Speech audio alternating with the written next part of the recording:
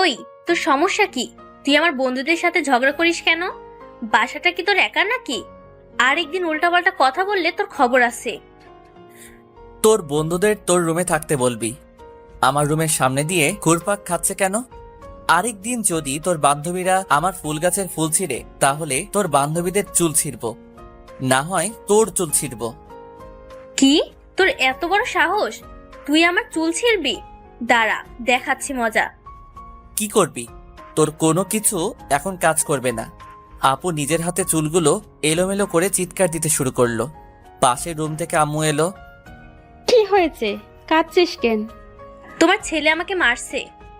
মিথ্যা কথা, আমি মারিনি। আম্মু, আপু নিজের হাতে চুল এলোমেলো করে আমার উপর দোষ চাপানোর অপচেষ্টা চালাচ্ছে। ওই, তুই কোন দিন মানুষ হবি? তোর বড় বোনকে তুই মারিস? আজকে তোর খাবার বন্ধ। খাবো না, যাও। আমার কথা সত্য, অথচ আমার কথা বিশ্বাস করো না। তোর আজকে খাবার বন্ধ। আমার এখন কাজ আছে, আমি কিচেনে গেলাম। তানিশা, তুই আমার সাথে রান্না করে চল। যাও, কোনো ব্যাপার না। মনে হয় আপনারা তো কিছুই বুঝতে পারছেন না। আমি পারভেজ, বাবা মায়ের আদরের সন্তান নাকি শাসনের সন্তান তাই বুঝি না। আপুর নাম তানিশা, সবকিছু দখল করে আছে। বাবা ব্যবসা করে, সংসারের মাথা হলো মা। মায়ের কথাই শেষ কথা। বাবা নাকি মাকে ভালোবেসে বিয়ে করেছিল, বাকিটা ইতিহাস। বাসা থেকে বের হয়ে বন্ধুদের নিয়ে আড্ডা দিচ্ছি। আমার কয়েকটা বন্ধু আছে, বন্ধু বললে ভুল হবে, এরা সবগুলো এক একটা কলিজার টুকরা। কিরে মামা, কি হয়েছে? মন খারাপ নাকি? দূর, এটা কোনো জীবন হলো নাকি? কলেজে শাসন, বাসায় শাসন, সব জায়গায় মহিলা আর মহিলা। এই জীবন আর রেখে লাভ কি? হরে আর বাঁচতে চাই না। আমার সবগুলো ফ্রেন্ড মেয়ে। আমার গার্লফ্রেন্ডগুলো মেয়ে। হরে আর বাঁচতে চাই না, আমার সবগুলো গার্লফ্রেন্ডগুলো মেয়ে। বালের কথা বাদ দে, আমার সাথে মজা করিস নাকি? হালারা ফকিন্নি কোনহানের, তোরা কি ছেলেদের সাথে প্রেম করতে চাস নাকি? তোর বালের কথা বাদ দে। আজকে মহিলাদের উপর রাগ করছিস কেন সেটা বল। আমি সবটা খুলে বললাম। আবে, আমি আজকে কোনোভাবে সাহায্য করতে পারবো না। আজকে আমার অবস্থাও একই রকম। বাসায় কে যেন বলে দিছে আমি মামার মেয়ের সাথে প্রেম করি। এদিকে মা আবার অনেক খেপে গেছে। সাইদ, পেটে টান পড়ছে, কিছু খেতে হবে। আমি বেঁচে থাকতে তুই না খেয়ে থাকবি না। দাঁড়া, আমি তোর জন্য খাবার আনছি। 5 মিনিট পর এক গ্লাস পানি এনে বলে, এইটা খা, গলাটা ভিজিয়ে নে। এইটা কি? এইটা বিশুদ্ধ পানি, খাইলে শরীরে একটু জোর পাবি। সাইদ, বেশি রকম হয়ে যাইতেছে কইলাম। আমি জানতাম এমন কিছুই হবে। সাইদ খাওয়াবে তোরে? ও 14 গোষ্ঠী তো কিপটা। তোরা থাক, আমি গেলাম। চল দোকানে গিয়ে খেয়ে আসি। চল। তারপর 3 জন মিলে খাওয়া দাওয়া করলাম, চা, রুটি, কলা, কেক। আমার ফোনে টাকা নাই। সাইদ, তোর ফোনটা একটু দে। কি করবি? বেশি টাকা নাই, 1 মিনিটের মধ্যেই শেষ করবি। আরে বেটা, তুই চাইলেই দিয়ে দিব। তারপর মোবাইলটা দোকানদারকে দিয়ে বললাম, এই নেন মোবাইল, যখনই খাবারের বিল দিতে পারি তখন মোবাইল দিয়ে দিবেন। পারবেশ, কাজটা কিন্তু ঠিক করলি না। আবে শালা, ক্ষুধা লাগছে, খাইছি। এখন আমাদের দুজনের জন্য নিজের এই সামান্য মোবাইলটা বন্দুক দিতে পারবি না? সাইদ, আজ থেকে তুই বন্ধুদের জন্য উদাহরণ হয়ে থাকলি রে পাগলা। আমরা জানি তুই তোর বন্ধুদের জন্য নিজের কিডনি পর্যন্ত বিক্রি করতে পারবি রে পাগলা। বালের কথা পরে বলিস, এখন আমার মোবাইলটা দে। তোর মোবাইল তো তুই চাইলেই দোকানদার দিয়ে দিবে। এমন সময় একটা মেয়ে দোকানে এসে বলে, মামা একটা আইসক্রিম দেন। পারবেশ, তুই গরম হয়ে গেছিস, ঠান্ডা একটা আইসক্রিম খা। আব্বে, আইসক্রিম আমি খাই না, আইসক্রিম খাই ফকিন্নির গার্লফ্রেন্ড। ওই, তোদের সমস্যা কি? ওই ফকিন্নি, তুই তুই করে বলিস কারে? কানের নিচে একটা দেব, 2 ঘন্টা হা করে দাঁড়িয়ে থাকবি। আরে শালি, তোর এত বড় সাহস, তুই আমারে থাপ্পড় দিবি? তার আগে এই লাথি মাইরা বাত্তি নিভাইয়া দিব। ওই ছামড়া, তোর সমস্যা কি রে? আরেকবার উল্টাপাল্টা কিছু বললে চিৎকার দেব বলে দিলাম। তারপর মেয়েটা চলে গেল। এইভাবে ঘোরাফেরা করে রাতে বাসায় গেলাম। সারাদিন কই ছিলি?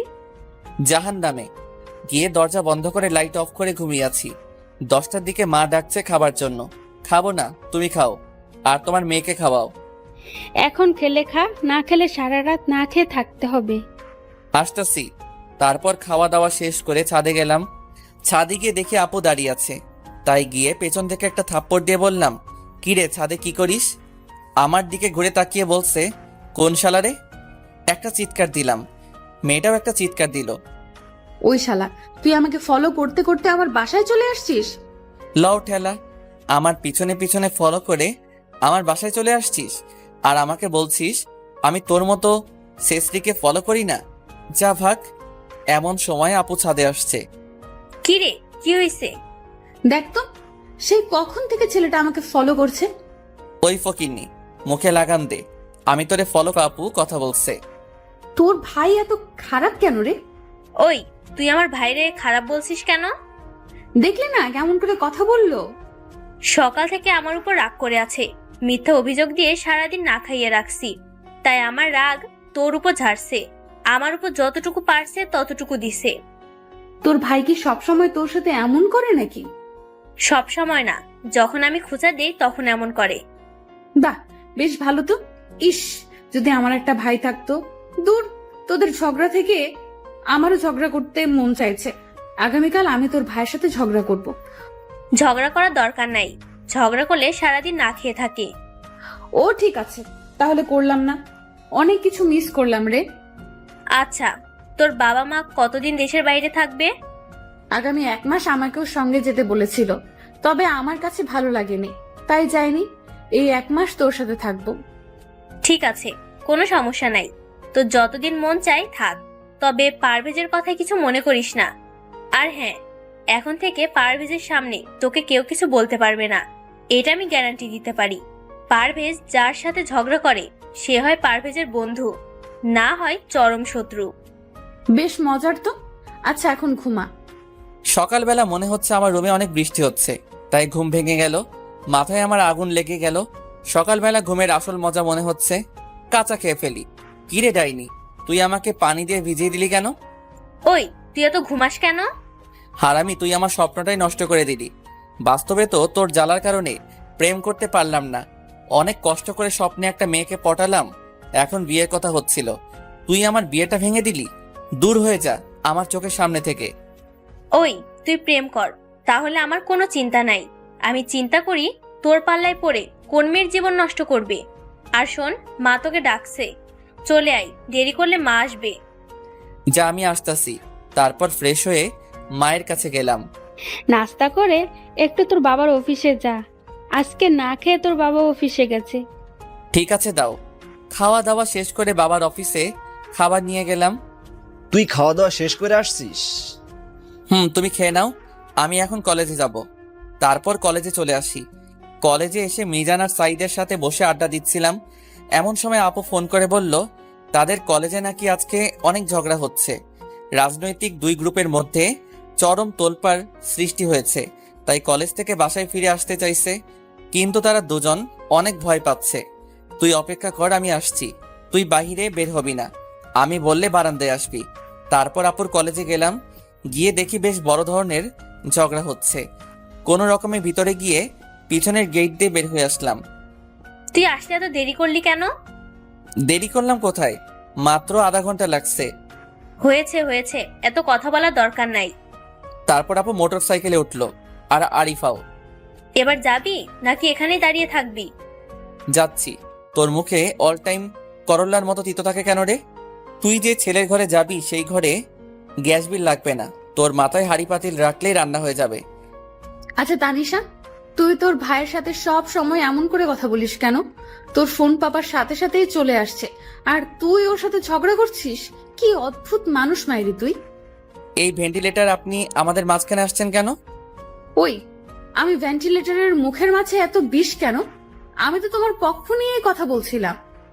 তারপর বাসায় চলে আসলাম। শোন, তোর জন্য কিছু টাকা রাখছি, তুই আমার কাছ থেকে নিয়ে নিস। কোনো মতলব আছে নাকি? থাক, নিতে হবে না। তুই ভিতরে যা, আমি আসছি। তারপর আমি আমার রুমে না গিয়ে সোজা আপুর রুমে গেলাম। আমি ভিতরে গিয়ে বসে আছি, এমন সময় আরিফা বাথরুম থেকে বের হয়ে আসলো। আমাকে দেখে একটা চিৎকার দিল, আমিও চিৎকার দিলাম। আপু বাথরুম থেকে বের হয়ে আসলো। কি রে, কি হয়েছে? তোমার বান্ধবী বাথরুম থেকে, এতটুকু বলতেই আরিফা আমার মুখ চেপে ধরে। আসলে হঠাৎ করে রুমে চলে আসার কারণে আমি ভয় পেয়ে যাই, আর আমার চিৎকার শুনে তোর ভাই চিৎকার দেয়। ও, এই কথা। আমি তো ভেবেছিলাম পারভেজ তোকে ভয় দেখিয়েছে নাকি। আপু, আমি আমার রুমে যাই, পরে আসবো। ঠিক আছে। আমি আমার রুমে এসে চিন্তা করছি এটা কি হলো। আমি যে আরিফার শরীরের অনেকটা দেখে ফেলেছি। আমার এখন লজ্জা লাগছে। আমি আর আরিফা আপুর সামনে যেতে পারবো না। একটু পর আমি বাথরুমে গিয়ে গোসল করে বের হলাম। আমার গায়ে শুধু একটা 3/4। এমন সময় আরিফা আপু আমার রুমে আসলো। রুমে এসে বলল কোনো মেয়ের রুমে যাবার আগে পারমিশন নেওয়া লাগে। কতটুকু বলে আমার দিকে তাকিয়ে একটা চিৎকার দিল। আমিও চিৎকার দিলাম। তারপর আমি তাড়াতাড়ি কাপড় পরে আপুর রুমে গেলাম। ওই তোর বান্ধবী কোথায় রে? মনে হয় ছাদে গেছে। ঠিক আছে। তারপর আমি সোজা ছাদে গেলাম। ছাদে গিয়ে দেখি আরিফা আপু দাঁড়িয়ে আছে। এই যে ম্যাডাম, আপনি আমার রুমে কিছু না বলে চলে গেলেন কেন? আপনিও তো না বলেই চলে গেছেন। আমাকে তো আপু যেতে বলেছিল। দেখেন, আমি জানি এইটা একটা অ্যাক্সিডেন্ট, এটা নিয়ে এত চিন্তা করার কিছু নাই। ঠিক আছে, কিন্তু কাউকে কিছু বলবেন না, এমনকি আপুকেও না। এই কথা তো আমার বলার কথা, আপনি বলছেন? আপনি আমার পুরো শরীর দেখেছেন, তাই চিন্তাটা আমার বেশি। হাসালেন, অনেক বিনোদন পাইলাম। আপনার নাভিটা অনেক সুন্দর। ওই বজ্জাত ছেলে। আপনাকে বিনোদন দিলাম। তারপর আমি চলে আসলাম। খাবার খেয়ে বাইরে চলে এলাম। মিজান আর সাইদের সাথে আড্ডা দিলাম। এমন সময় মিজান বলল, দোস্ত, মামার মেয়ের বিয়ে ঠিক করে ফেলেছে। আমি ওরা ছাড়া বাঁচতে পারবো না। আরে হালা, মরতে হবে না, আগে মেয়ের বাসা কোথায় তা খোঁজ খবর নিতে হবে। মিজান, কখনো কখনো ফালতু মানুষও ভালো বুদ্ধি দিতে পারে। তার জীবন্ত প্রমাণ হলো আমাদের বন্ধু সাইদ। ওই তুই আমার ফালতু বললি কেন? তোরা এখন চুপ কর, আমি না হলে এখান থেকে চলে যাব। জানা তোকে কে ধরে রাখছে? মিজান রাগের চোটে চলে গেল। মিজান তো চলে গেল, এখন কি করবি? আমিও বাসায় চলে যাই। আরে বেটা দাঁড়া, মিজানের মামার বাসা চিনস? হ্যাঁ, কিন্তু মিজানের মামা অনেক দাপটের লোক, তাই কিছু করা যাবে না। আরে বেটা, আমরা আটকাবো ছেলে পক্ষকে। তারপর দুজন মিলে মিজানের মামার বাড়ির সামনে ইচ্ছে করে মোটর সাইকেল নিয়ে একটা গাছের সাথে ধাক্কা মারি। সাইদ গিয়ে পড়লো রাস্তায়, আমি গিয়ে পড়লাম গাছের গুড়ির সামনে। কিছুক্ষণের মধ্যেই মানুষ জড়ো হতে লাগলো। এটাই তো আমি চাইছিলাম। আমি জ্ঞান হারানোর নাটক করে পড়ে আসি। এই পারভেজ, কথা বল, কি হয়েছে তোর? তারপর সাইদ আমাকে নিয়ে মিজানের মামার বাড়িতে নিয়ে গেল। নিয়ে বলল, আমার দোস্ত মারাত্মকভাবে আহত হয়েছে, একটু পানি এনে দেন, ওর মাথায় ঢালবো। আমি মনে মনে বলি, শালাই ভালোই কাজ করছে।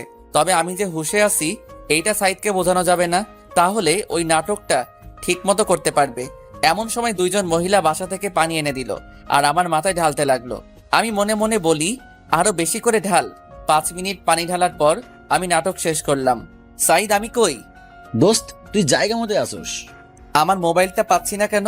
তারপর মিজানের গার্লফ্রেন্ডের কাছ থেকে মোবাইলটা নিয়ে আমি আমার নাম্বারে কল দিলাম। তারপর চলে আসলাম এলাকায়, এসে আড্ডা দিলাম। রাত 10টায় বাসায় ফিরে এলাম। এতক্ষণ কোথায় ছিলি? একটা মিশন শেষ করে আসলাম। আবার কার ঘরে আগুন লাগানোর চেষ্টা করছিস? নিজের ঘরেই লাগাবো।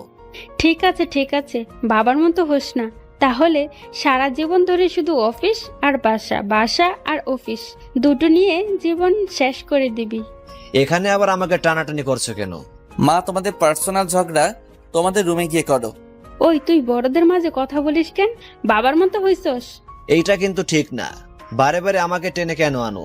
বারে বারে আমাকে টেনে কেন আনছো? আর আমার ছেলে আমার মতোই হবে, তোমার সমস্যা আছে? আমার ক্ষুধা লাগছে, খাবার দিবা নাকি বলো? তোর বাবাকে বল খাবার রেডি করে দিতে। মা চলে গেল। আসলে এটা আমাদের পরিবারের ঝগড়া না, এটাই ভালোবাসা। এমন সময় তানিশা আর আরিফা এলো। তানিশা খাবার রেডি করছে আর আরিফা আমাদের ঝগড়া দেখে হাসছে। খাওয়া দাওয়া শেষ করে রুমে গেলাম। এমন সময় তানিশা আমার রুমে আসলো। এই নে তোর টাকা, আর শোন, এগুলো আমার জমানো টাকা। এই টাকা দিয়ে ভালো দেখে একটা মোবাইল কিনবি। আমার মোবাইল তো ঠিক আছে, মোবাইল কিনে কি করব? আমার এক বান্ধবী একটা মোবাইল কিনছে, ওই মোবাইলটা আমার খুব পছন্দ হয়েছে, তাই আমি চাই তুই ওইরকম একটা মোবাইল কেন। এইটা কোনো কথা হলো? এমন সময় মোবাইলের কথা বলায় আমার মনে পড়লো। মা একটু পর কল দিবে, তাই ছাদে আসছি। ও, তারপর আরিফা তার মায়ের সাথে কথা বলল। আমি দাঁড়িয়ে আছি। কথা শেষ করে আরিফা আমার দিকে তাকালো।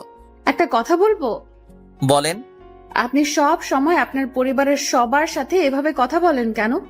আমাদের পরিবারে সবাই সবাইকে অনেক বুঝে, আর আমাদের ভালোবাসাটা এমনি। মা বাবা ভালোবেসে বিয়ে করেছে, তাদের দুজনের মধ্যে অনেক মিষ্টি ঝগড়া লেগেই থাকে। কখনো মায়ের অসুখ হলে বাবা তখন আর ঘুমায় না, আবার বাবার অসুখ হলে মা সারা রাত বাবার পাশে বসে থাকে। আর আমার আর আপুর ঝগড়া তো অন্যরকম। কখনো কিছু চাইতে হয় না। আপুর কোনো সমস্যা হলে আমি বন্ধুর মতো পাশে থাকি। আমাদের মাঝে কোনো সরি বা থ্যাংক ইউ নেই। আমাদের পরিবারের সবাই অনেক ফ্রি। একজনের সাথে ঝগড়া লাগলে তাকেই বেশি দোষারোপ করা হয়। গতকাল সকালে আপুর সাথে ঝগড়া হয়েছে, আজকে নিজের জমানো টাকা দিয়ে দিছে মোবাইল কেনার জন্য। আমার মতে এটাই আসল ভালোবাসা। ঝগড়া লাগবে কিন্তু রাগ করে কথা না বলার কিছু নেই। একদিন যদি বাসার কারোর সাথে কথা না বলি তাহলে হয়তো সবাই টেনশন করবে, কারণ তারা ভাববে আমি কি কোনো কষ্ট পেয়েছি নাকি। আচ্ছা, আপনার বাবা মায়ের সাথে ঝগড়া হয় না? না, বাবা সব সময় ব্যবসা নিয়ে ব্যস্ত থাকে। আমি মায়ের সাথে বেশি সময় কাটাই। তারাও যথেষ্ট পরিমাণ রোমান্টিক, এই বয়সেও ঘোরাঘুরি করতে পারে। তাই মা বাবাকে একা ছেড়ে আসছি। আর কাবাবে হাড্ডি হতে চাইলাম না, কিন্তু আমি একা বাসায় থাকবো। এই জন্য তারা অনেক চিন্তিত ছিলেন। তাই আমি তানিশার কথা বলে এইখানে আসছি, কারণ একা একা আমার ভালো লাগে না। আমি প্রথমে ভেবেছিলাম তুমি অনেক ঝগড়াটে, কিন্তু এখন বুঝলাম তোমরা সবাই আসলে ভালোবাসার ঝগড়া করো। আচ্ছা, এখন গিয়ে ঘুমিয়ে পড়ুন। হ্যাঁ। তারপর রুমে গিয়ে ঘুমিয়ে গেলাম। সকালবেলা ঘুম ভাঙলো আপুর পানির কারণে। এই ডাইনি, তুই আমার জীবনটা শেষ করে দিলি। তুই একটা সকালেও ঘুম থেকে সময় মতো উঠতে পারিস না।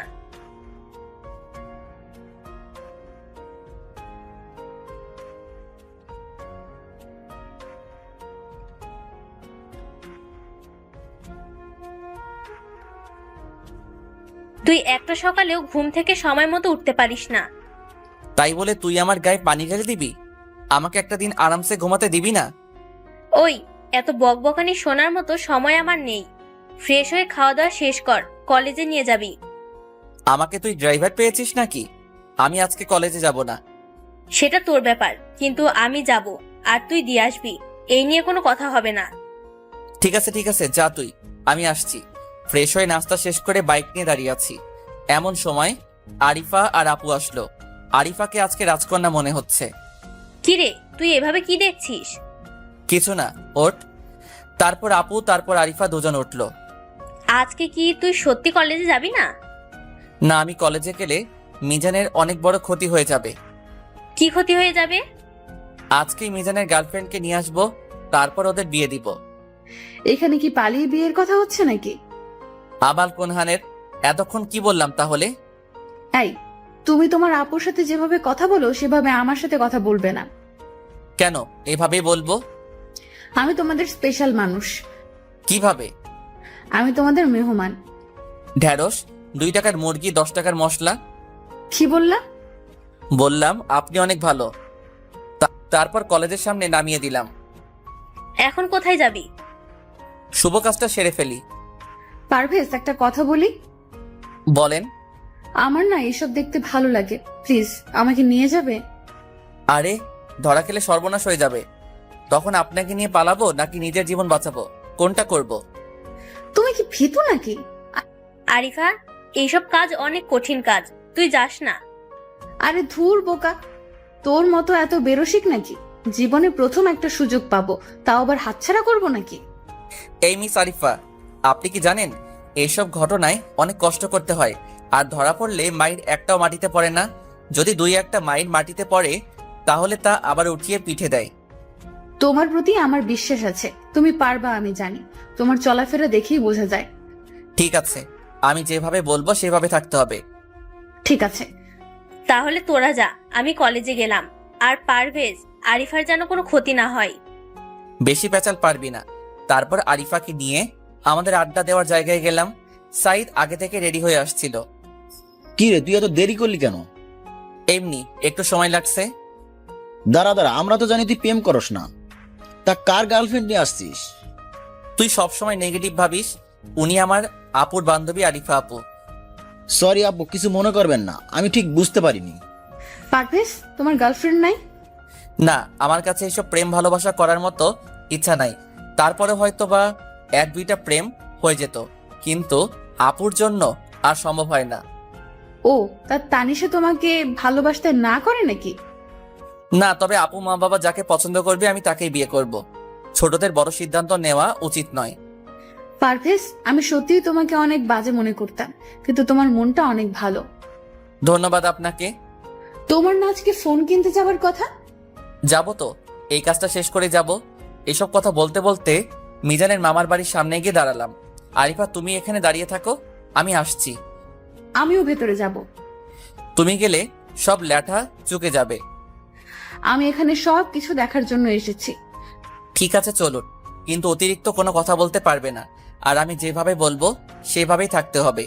আমি সাইদ আর আরিফা ভিতরে গেলাম। আমি ভিতরে গিয়ে খালাম্মা খালাম্মা বলে চিৎকার দিতে লাগলাম। এমন সময় দুইটা মহিলা ঘর থেকে বের হয়ে এলো। আমি পায়ে সালাম করে বলতে থাকলাম, খালাম্মা, আপনারা গতকাল আমার জীবন বাঁচিয়েছেন, সেজন্য আপনাদেরকে এক নজর দেখতে এলাম। থাক বাবা থাক, বেঁচে থাকো। গতকাল তোমরা দুজন এখানে যে অবস্থায় এসেছো, তোমার তো জ্ঞান ফিরছিল না। খালাম্মা, আমি একে এর বাবার বাড়ি থেকে পালিয়ে নিয়ে এসেছি। একটু আগেই বিয়ে করেছি, আর গতকালের ঘটনা ওকে বললেই ও আপনাদের এক পলক দেখার জন্য পাগল হয়ে গিয়েছিল, তাই নিয়ে এলাম। তা খালাম্মা, গতকাল একজন আপুকে দেখেছিলাম, তার মোবাইল দিয়ে আমার মোবাইল খোঁজ করে পেয়েছিলাম। সে কোথায়? তাকে একটা ধন্যবাদ দেওয়া আমার খুব প্রয়োজন। দাঁড়াও, আমি ডেকে দিচ্ছি, দেখা করে যাও। আর শোনো, পালিয়ে বিয়ে করাটা ঠিক না, এটা তুমি ভুল করেছো। এমন সময় মিজানের গার্লফ্রেন্ড এলো। আমি আরিফাকে বললাম, যাও তুমি আপুর সাথে একটু কথা বলো, আর তার জন্য আনা গিফটটা দাও। আরিফা আমার মুখের দিকে তাকিয়ে আছে। তাকিয়ে থেকো না, তাদের জন্য আমার জীবন বেঁচেছে। তাকে তুমি আনা গিফটটা দাও। তারপর আরিফা বাহিরে নিয়ে গেল।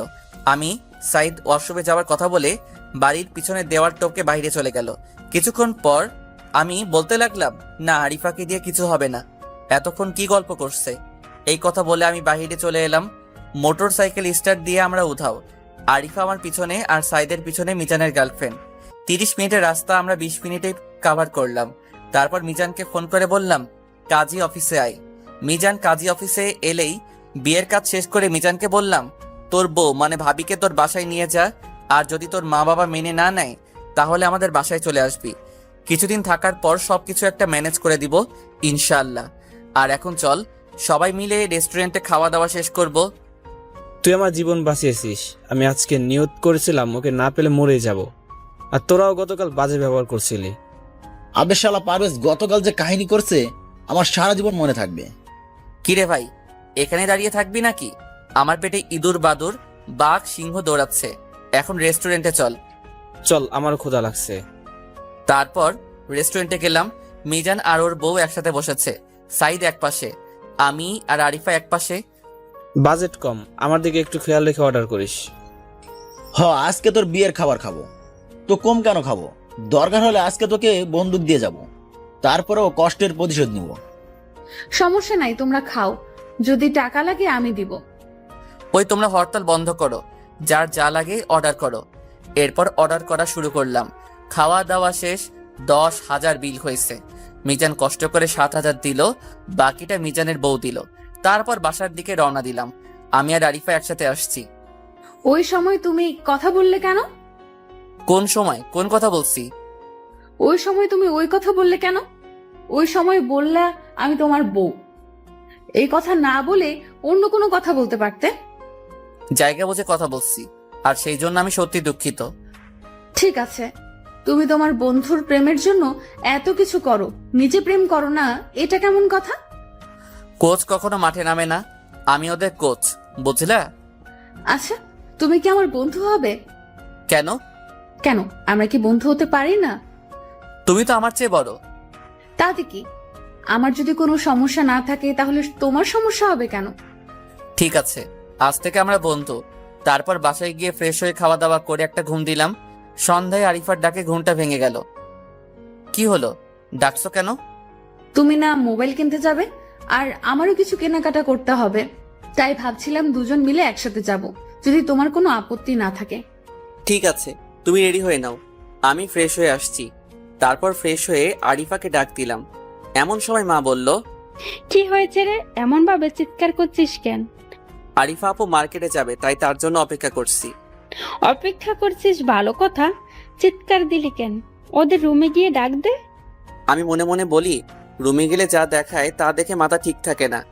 কি হলো, দাঁড়িয়ে আছিস কেন? হ্যাঁ, যাচ্ছি। তারপর ওদের রুমে গিয়ে ডাক দিলাম। পারভেজ, তুমি 1 মিনিট বসো, আমার রেডি হওয়া শেষের দিকে। ঠিক আছে, বসে আছি। আজকে শাড়ি পরেছে, অনেক সুন্দর লাগছে।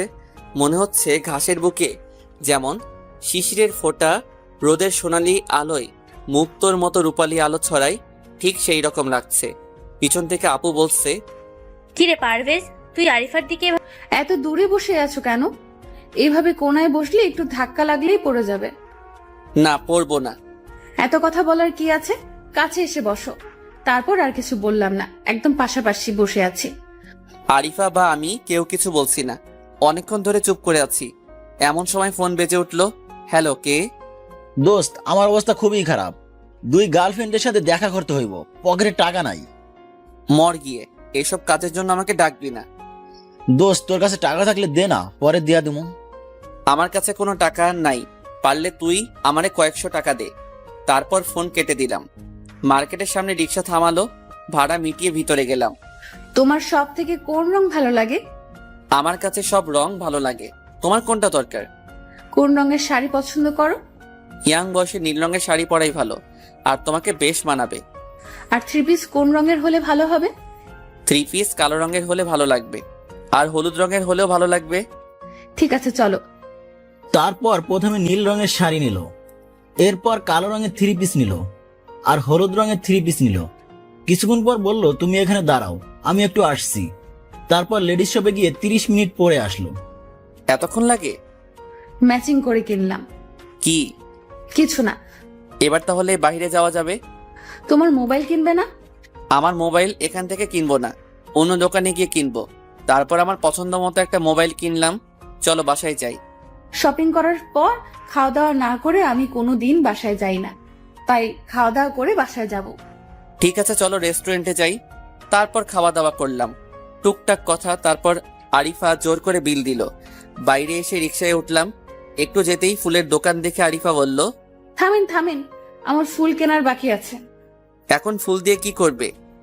গোলাপ আমার অনেক প্রিয়, তুমি একটু দাঁড়াও, আমি আসছি। এরপর অনেকগুলো ফুল নিয়ে আসলো। তারপর আবার বাসার দিকে রওনা দিলাম। কিছুক্ষণ পর বাসায় গেলাম। আধা ঘন্টা পর বাসায় পৌঁছে গেলাম। গোসল করে ঘুমিয়ে পড়লাম। 1 ঘন্টা পর আবার তানিশা আপু ডাকতে শুরু করলো। এখন তো সকাল হয়নি, এখন ডাকছিস কেন? আরিফা তোকে ছাদে যেতে বলেছে। তুই যা, আমি এত রাতে যেতে পারবো না। তুই না গেলে আমি পানি ঢালবো বিছানায়। আমি কি যাব না বলেছি? আমি বলেছি এই তো যাচ্ছি। গুড, এখন যা। ঠিক আছে, আমি যাচ্ছি। তারপর ছাদে গেলাম। গিয়ে দেখি নীল রঙের শাড়ি পরে দাঁড়িয়ে আছে। অনেক সুন্দর লাগছে। মনে হয় রাতের নীলপরি এখানে এসেছে। হালকা চাঁদের আলোয় আরিফাকে আলোকিত করে রেখেছে। আমাকে কি ডেকেছো? হুম। কিছু বলবে? পিছন থেকে ফুলের তোড়া বের করে হাঁটু গেড়ে বসে বলে, আই লাভ ইউ পারভেজ। আমি অনেক ভেবেছি, কিন্তু চিন্তা করে দেখলাম আমার জীবনে তোমার মতোই একজন মানুষ দরকার। আমার মতো বয়সে ছোট ছেলে তোমার দরকার? বিশ্বাস করো, আমি তোমাকে ভালোবেসে ফেলেছি। মনের সাথে অনেক যুদ্ধ করেছি, কিন্তু পারিনি। তোমাকে ভালো না বেসে থাকতে পারলাম না। আরিফা, তুমি আমার বড় বোনের বান্ধবী। এটা সমাজ, পরিবার কেউ মানবে না। তুমি মানলেই সবাই মানবে। তুমি এখন ওঠো। না, তুমি আগে আমার ভালোবাসা গ্রহণ করো। আমি তোমার বোনের সাথে কথা বলেছি, সে বলেছে তুমি রাজি হলে তার কোনো আপত্তি নেই, আর তোমার পরিবারের কারো আপত্তি থাকবে না। দেখো আরিফা, আমি তোমাকে আমার বোনের নজরে দেখেছি, যা শুধু আপু ডাকিনি। ওইটা আমার অনেক বড় ভুল ছিল। তোমাকে আমার আপু ডাকার প্রয়োজন ছিল। আর শোনো, তুমি উঠে ঘরে যাও, আর ঠান্ডা মাথায় চিন্তা করো। তুমি আমাকে গ্রহণ না করলে আমি এখান থেকে যাব না। দেখো, সেটা তোমার ব্যাপার। আজকে যদি তুমি আমাকে গ্রহণ না করো, তাহলে আমি নিজেকে শেষ করে দিব।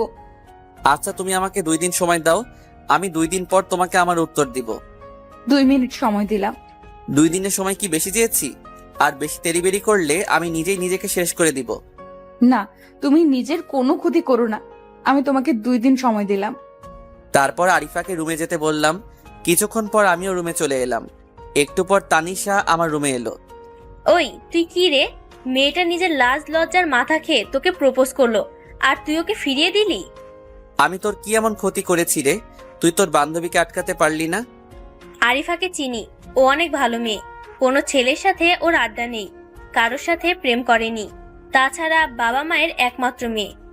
ওই তোকে অনেক আগে থেকেই ভালোবাসে। সবকিছু ঠিক আছে, কিন্তু আরিফা তো আমার চেয়ে বড়। তুই জেনে শুনে এমন একটা কাজকে উৎসাহিত করলি। ওই তোকে আরো 1 বছর আগে থেকেই ভালোবাসে। মজা করিস আমার সাথে? 2 দিন আগে আমাকে প্রথমবার দেখেছে, আর তুই বলছিস 1 বছর? শোন, 5 বছর হলেও আমার কিছু করার নেই। তুই আমার সাথে ওর উকালতি করতে আসিস না। 3টা চড় দিল তানিশা আমার গালে। আমার মুখে তোর কথা শুনেই তোকে ভালোবেসেছিল। তুই যখন আমাকে কলেজ থেকে নিয়ে আসতি, তোকে এক নজর দেখার জন্য দূরে দাঁড়িয়ে তোকে দেখতো। আমি জানতাম ভালোবাসা কি, তুই তা বুঝিস না, তাই আরিফাকে প্রপোজ করতে মানা করেছিলাম। কিন্তু যখন তুই মিজানের জন্য এত কিছু করলি, তখন আরিফা আমার কোনো কথাই মানলো না, তাই প্রপোজ করছে। ঠিক আছে, আমাকে একটু চিন্তা করতে দে। আর এই কথাগুলো আমাকে ভালো করে বললেও পারতি, গায়ে হাত না তুললেও হতো। তোকে আদর দিয়ে দিয়ে মাথায় তুলে ফেলেছি, এখন মাথা থেকে নামাতে হবে, তাই মারছি। ঠিক আছে, আজকের পর থেকে তুই আর আমার উপর কোনো অধিকার খাটাতে আসবি না। ভালো করে চিনি না, জানি না কিভাবে আমি একজনকে ভালোবাসবো, তা তুই একবারও চিন্তা করলি না? 2টা দিনকে বেশি সময় চাইছিলাম। তোর ইচ্ছা, আমি তোর উপর কোনো অধিকার দেখাবো না। যা, তোকে মুক্তি দিলাম। আমি রাগ করে বাসা থেকে বেরিয়ে এলাম। রাস্তায় অনেকক্ষণ হেঁটে হেঁটে আবার বাসার সামনে এলাম। তারপর ছাদে গেলাম। এক কোনায় ছাদে বসে আছি। বসে থাকতে থাকতে কখন যে ঘুমিয়ে গেছি বলতে পারবো না। সকালে ঘুম ভেঙে গেলে নিচে যাওয়ার সময় দেখি আরিফা দরজার সামনে দাঁড়িয়ে আছে। তুমি কোথায় গিয়েছিলে? একটু আগে তোমাকে তোমার রুমে পেলাম না। ছাদে গিয়েছিলাম। ফ্রেশ হয়ে আসো, তোমাকে নিয়ে বাইরে যাব। আমি যেতে পারবো না, আমার অনেক ঘুম ধরেছে, চোখ জ্বালাপোড়া করছে। পরে কোনো সময় যাব। তুমি ঠিক আছো? কোনো সমস্যা নাই? আচ্ছা, আগামীকাল তুমি তোমার কথা জানাবে। দয়া করে না করো না। চেষ্টা করব। তবে আপুকে দিয়ে আমাকে অপমান না করলেও পারতে। তানিশা তোমাকে কি বলছে? কিছু না, 1 বছর কারো পিছনে না ঘুরে তাকে সামনাসামনি বলে দিতে, তাহলে এত কষ্ট আর নাটক করার কিছু থাকতো না। তোমার বাবা মায়ের সাথে দেখা করলাম। আমি তোমাকে যেমন ভাবতাম তা পরীক্ষা করে দেখলাম। আইসক্রিমের দোকানে তোমার সাথে ইচ্ছে করে ঝগড়া করছি, আর তুমি দেখলাম আমাকে টিটকারি মারলে। তাই ভাবলাম তুমি হয়তো ইফটিজিং করো, তাই আরেকটু সময় নিলাম। জয় বাংলা, হইছে কাম। আজকের পর থেকে আমার বিষয় কোনো কথা আপুর সাথে শেয়ার করতে পারবে না। তানিশাকে ছাড়া আমি কিভাবে থাকবো? ওই সব কিছু ব্যবস্থা করে দিল, আর ওকে কোনো কিছু জানাবো না। এটা কেমন কথা? শোনো, আগামীকাল লাগবে না, আজকে আমার উত্তর নিয়ে নাও। আমি আপুর সাথে প্রেম করতে পারবো না। তবে যদি মা বাবাকে রাজি করাতে পারো তবে তা ভিন্ন কথা। তোমার চেয়ে বয়সে বড় কারোর সাথে প্রেম করতে পারবে না? তাহলে তোমার বাবা মাকে রাজি করানোর কি আছে? আচ্ছা, তুমি কি আমাকে সত্যি ভালোবাসো? নিজের জীবনের চেয়ে বেশি। বিয়ের আগে আমার সাথে রাত কাটাতে পারবে? কি বলছো এসব? তোমার মাথা ঠিক আছে? হ্যাঁ, যা শুনলে তাই বলছি। বিয়ের আগে আমার সাথে রাত কাটাতে পারবে? আমাকে 2 দিন সময় দাও, আমি তোমাকে ভেবে বলছি।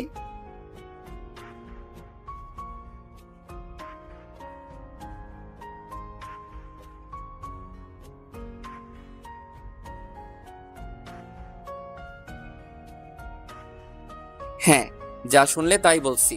বিয়ের আগে আমার সাথে রাত কাটাতে পারবে? আমাকে 2 দিন সময় দাও, আমি ভেবে বলছি। তোমার যতদিন সময় লাগে সময় নাও, তারপর আমি আমার রুমে চলে আসি। আমারও তো একটু দেখা দরকার কেমন ভালোবাসে। আবেগের বশে সে কি বিবেককে বিসর্জন দিতে পারে কিনা। গোসল করে একটা লম্বা ঘুম দিলাম। দুপুরবেলা ঘুম থেকে উঠে ফ্রেশ হয়ে বাইরে যাচ্ছি, এমন সময় দেখি আরিফা ডাকছে। কিছু বলবা?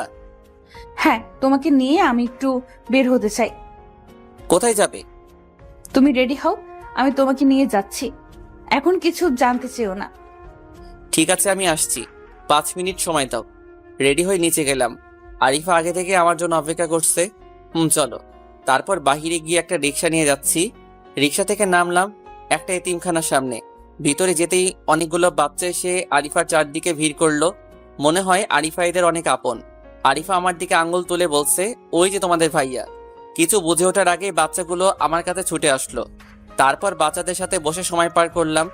সন্ধ্যার দিকে একটা গাড়ি এলো। গাড়ি থেকে একটা লোক এসে আরিফাকে বলল, ম্যাডাম, খাবার এসে গেছে। এখন কি বাচ্চাদেরকে খাবার দিয়ে দেব? সবাইকে খবর দাও। এমন সময় আরিফা আমার কাছে এসে বলল, এদের সাথে বসে খেতে তোমার কোনো আপত্তি আছে? দেখো, এদের সাথে খেলে অন্যরকম একটা অনুভূতি কাজ করবে, অনেক শান্তি পাবে। আমার কোনো সমস্যা নাই। তাছাড়া আমি প্রতি বছর এমন বাচ্চাদের সাথে বসে খাবার খাই। তাইলে ঠিক আছে, তুমি আমার সাথে বসে খাবে। তারপর আমি আরিফার পাশে বসে বাচ্চাদের সাথে খাচ্ছি। মাঝে মাঝে আরিফার দিকে তাকিয়ে আছি। আরিফা কিন্তু একবারও আমার দিকে তাকালো না। খাওয়া দাওয়া শেষ করে বাহিরে বসে আছি। এখানে বসে আছো কেন? তোমার কি মন খারাপ? না, অনেক ভালো লাগছে, সত্যি অনেক আনন্দ লাগছে। এখন চলো, সবার কাছ থেকে বিদায় নিয়ে চলে যাই। তারপর সবার কাছ থেকে বিদায় নিয়ে আসার সময় এতিমখানার চাচা বলছে, আরিফা, মা তুমি আবার কবে আসবে? সঠিক বলতে পারি না, তবে যদি আমি না আসতে পারি তাহলে এখন থেকে প্রতি মাসে পারভেজ আসবে। ও তাহলে ঠিক আছে, ভালো থেকো মা, ভালো থেকো বাবা। তারপর বাহিরে এসে রিক্সা নিয়ে আবার বাসার দিকে রওনা দিলাম। আরিফা আজকে প্রয়োজন ছাড়া কোনো কথা বলছে না। আগের মতো চঞ্চলতা তার ভিতরে আমি দেখতেও পাচ্ছি না। তবে বাচ্চাদের সাথে অনেক হেসে হেসে কথা বলছে। নীরবতা ভেঙে আমি প্রশ্ন করলাম, আরিফা এখানে তুমি কতদিন পর পর আসো? এমন সময় মিজান ফোন করে বলল যে তার বাবা মা তাদের বিয়েটা মেনে নিয়েছে আর আগামীকাল তাদের বৌভাত অনুষ্ঠান, তাই আমাকে রাতেই যেতে হবে। মিজান, আমি আগামীকাল সকালে আসবো, এখন আসতে পারবো না। মিজান বলল, তোর বাসার দরজাটা খোল, আমি বাইরে দাঁড়িয়ে আছি। দরজা খুলে দেখি মিজান আর মিজানের বউ দাঁড়িয়ে আছে। ভিতরে আয়। সর সামনে থেকে। ভিতরে গিয়ে চিৎকার দিতে আরিফা আপু একটু বাহির আসেন। আরে মিজান, কেমন আছো তোমরা? আপু একদম ভালো আছি। আমাদের দুজনের পরিবার থেকে আমাদের বিয়েটা মেনে নিয়েছে। আগামীকাল আমাদের বাড়িতে অনুষ্ঠান, তাই আপনাকে দাওয়াত দিতে এলাম। আপনি কিন্তু আসবেন। তারপর আমাদের বাসার সবাইকে দাওয়াত দিল। সবাই খুশি। পারভেজ চলি রে। ঠিক আছে, যা, ভালো থাকিস। তারপর রুমে গিয়ে কাপড় চেঞ্জ করে ছাদে গেলাম। চিন্তা করছি আগামীকাল আমি মিজানের বিয়ের অনুষ্ঠানে যাব না। আমার বাড়িতে এলো, সবাইকে দাওয়াত দিল সামনাসামনি, আমাকে মোবাইলও বলল, আর সরাসরি বলল না, তাই যাব না। এমন সময় আরিফা ছাদে আসলো। কিছু বলবে? না, মন ভালো লাগছে না, তাই ছাদে চলে এলাম। তাহলে তুমি বসো, আমি আসি। আমার পাশে বসো। না, আমি ঘুমিয়ে পড়বো। আমি রাজি, তুমি জায়গা ঠিক করো। নিজের কানকে বিশ্বাস করতে পারছি না। আরিফা, তুমি কি বলছো তা তুমি জানো? আমি জানি, আমার কোনো সমস্যা নেই। তুমি তো দেহ চাও, আর আমি তোমার মন চাই। তুমি না হয় দেহটা নিলে, তার বিনিময়ে আমাকে তোমার মনটা দিবে। চুপ করে নিচে চলে এলাম। এখানে আরিফার কোনো দোষ নেই, সবটুকু আমার দোষ। কোনো চিন্তা না করে বাহিরে গিয়ে একটা সিগারেট ধরিয়ে দিলাম। আরিফার কথাগুলো কানে বাজতে থাকলো। তুমি তো দেহ চাও, আর আমি তোমার মন চাই।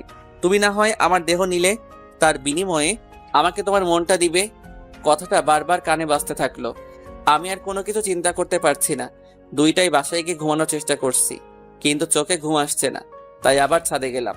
ছাদে গিয়ে দেখি আরিফা দাঁড়িয়ে আছে। এত রাতে তুমি ছাদে কি করো?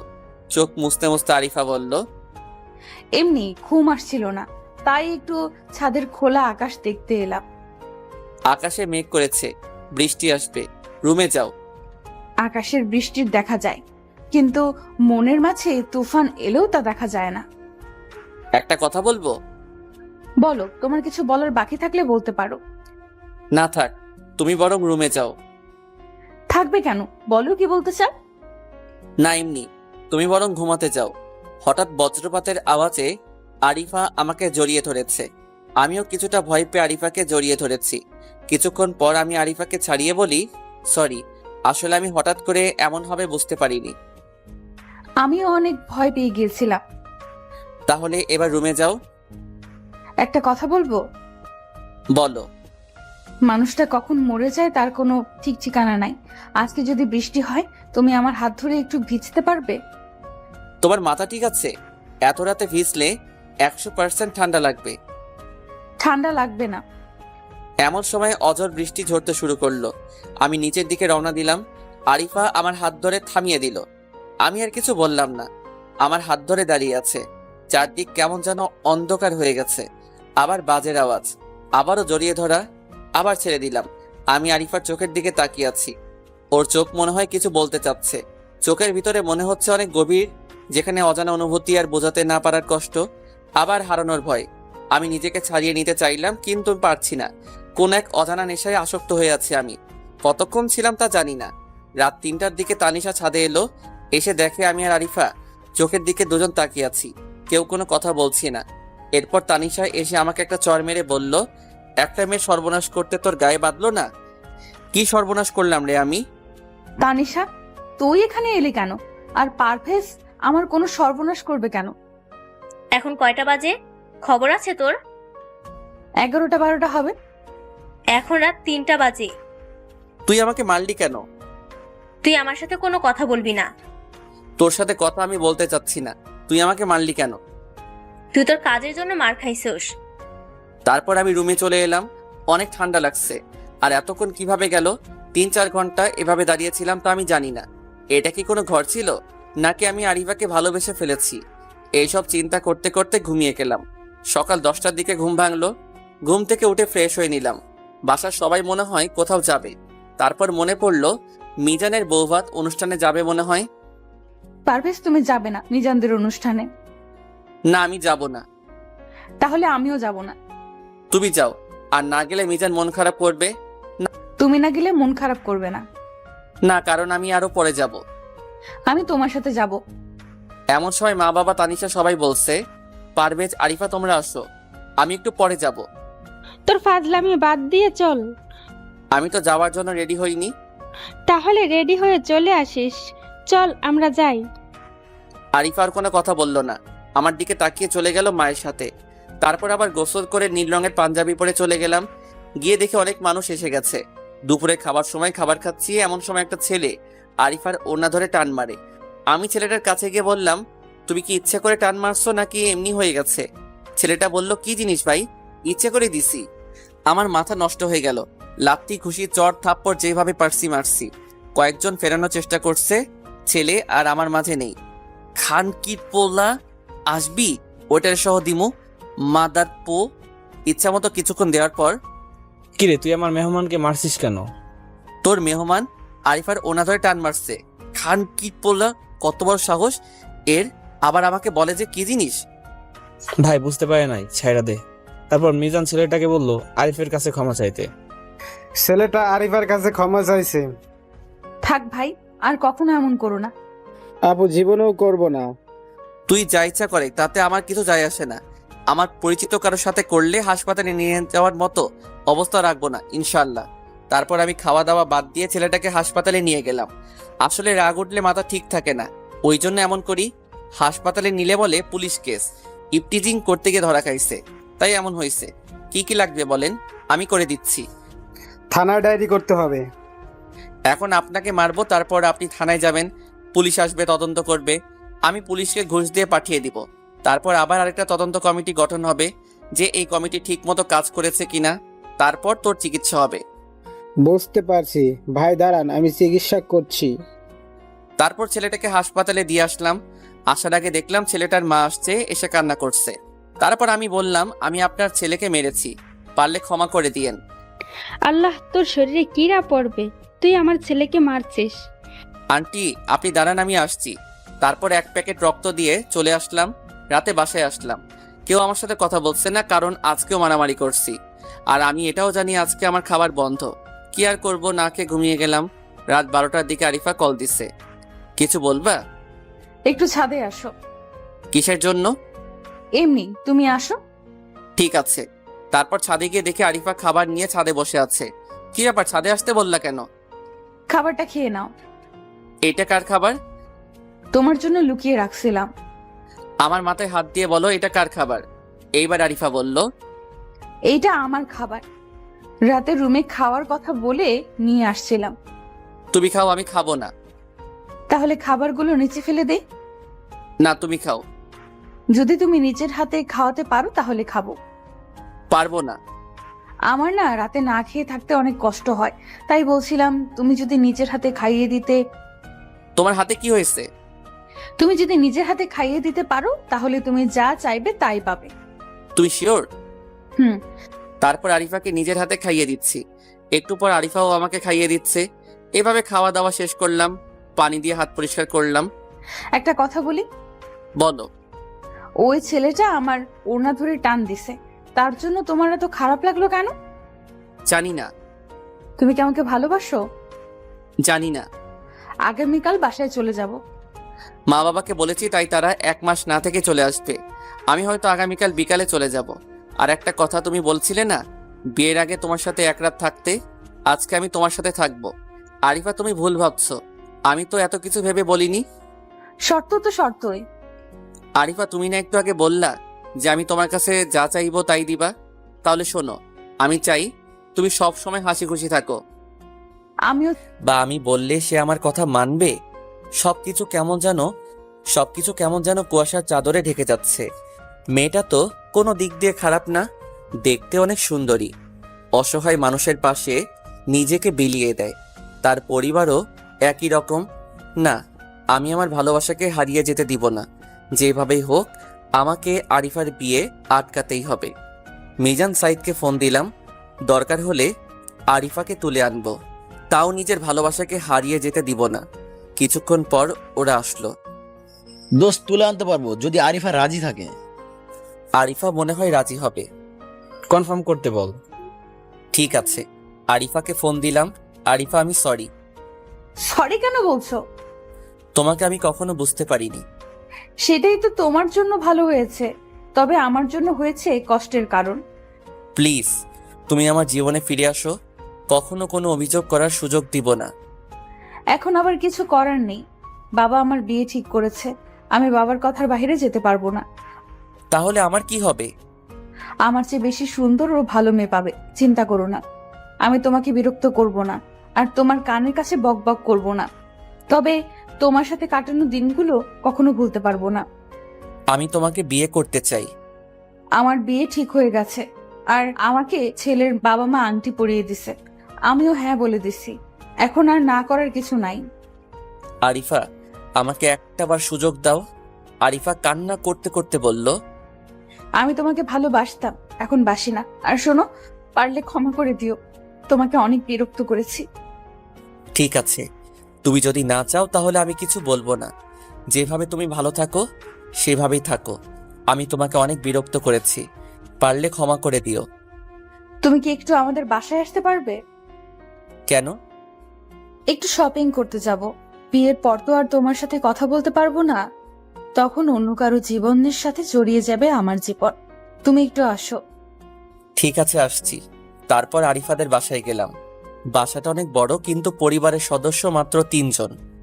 আরিফার তার মা বাবার সাথে পরিচয় করিয়ে দিল। কিছুক্ষণ কথা বলার পর আরিফা বলল, পারভেজ, চলো শপিং করতে যাই। চলো। এরপর রিক্সা নিয়ে শপিং করতে গেলাম। কেউ কোনো কথা বলছি না, তবে আরিফার চোখের কোণে মুক্তার মতো জলজল করছে। আরিফা, তুমি কাঁদছো? না, আসলে রাস্তার ধুলো এসে চোখে পানি চলে এসেছে।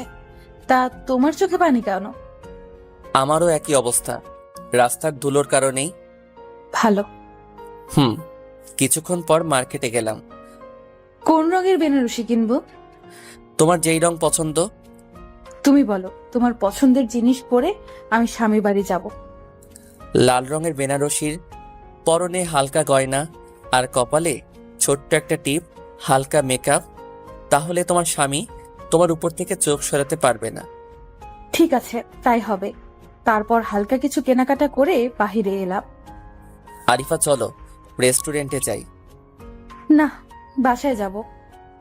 শপিং করার পর তো না খেয়ে বাসায় কোনোদিন যাওনি। জীবনে অনেক কিছুই প্রথমবার হয়, নিজের অভ্যাসগুলো পরিবর্তন করতে চেষ্টা করছি। ঠিক আছে, তাহলে চলো তোমাকে বাসায় পৌঁছে দেই। চলো। তারপর আরিফার সাথে ওদের বাসায় গেলাম।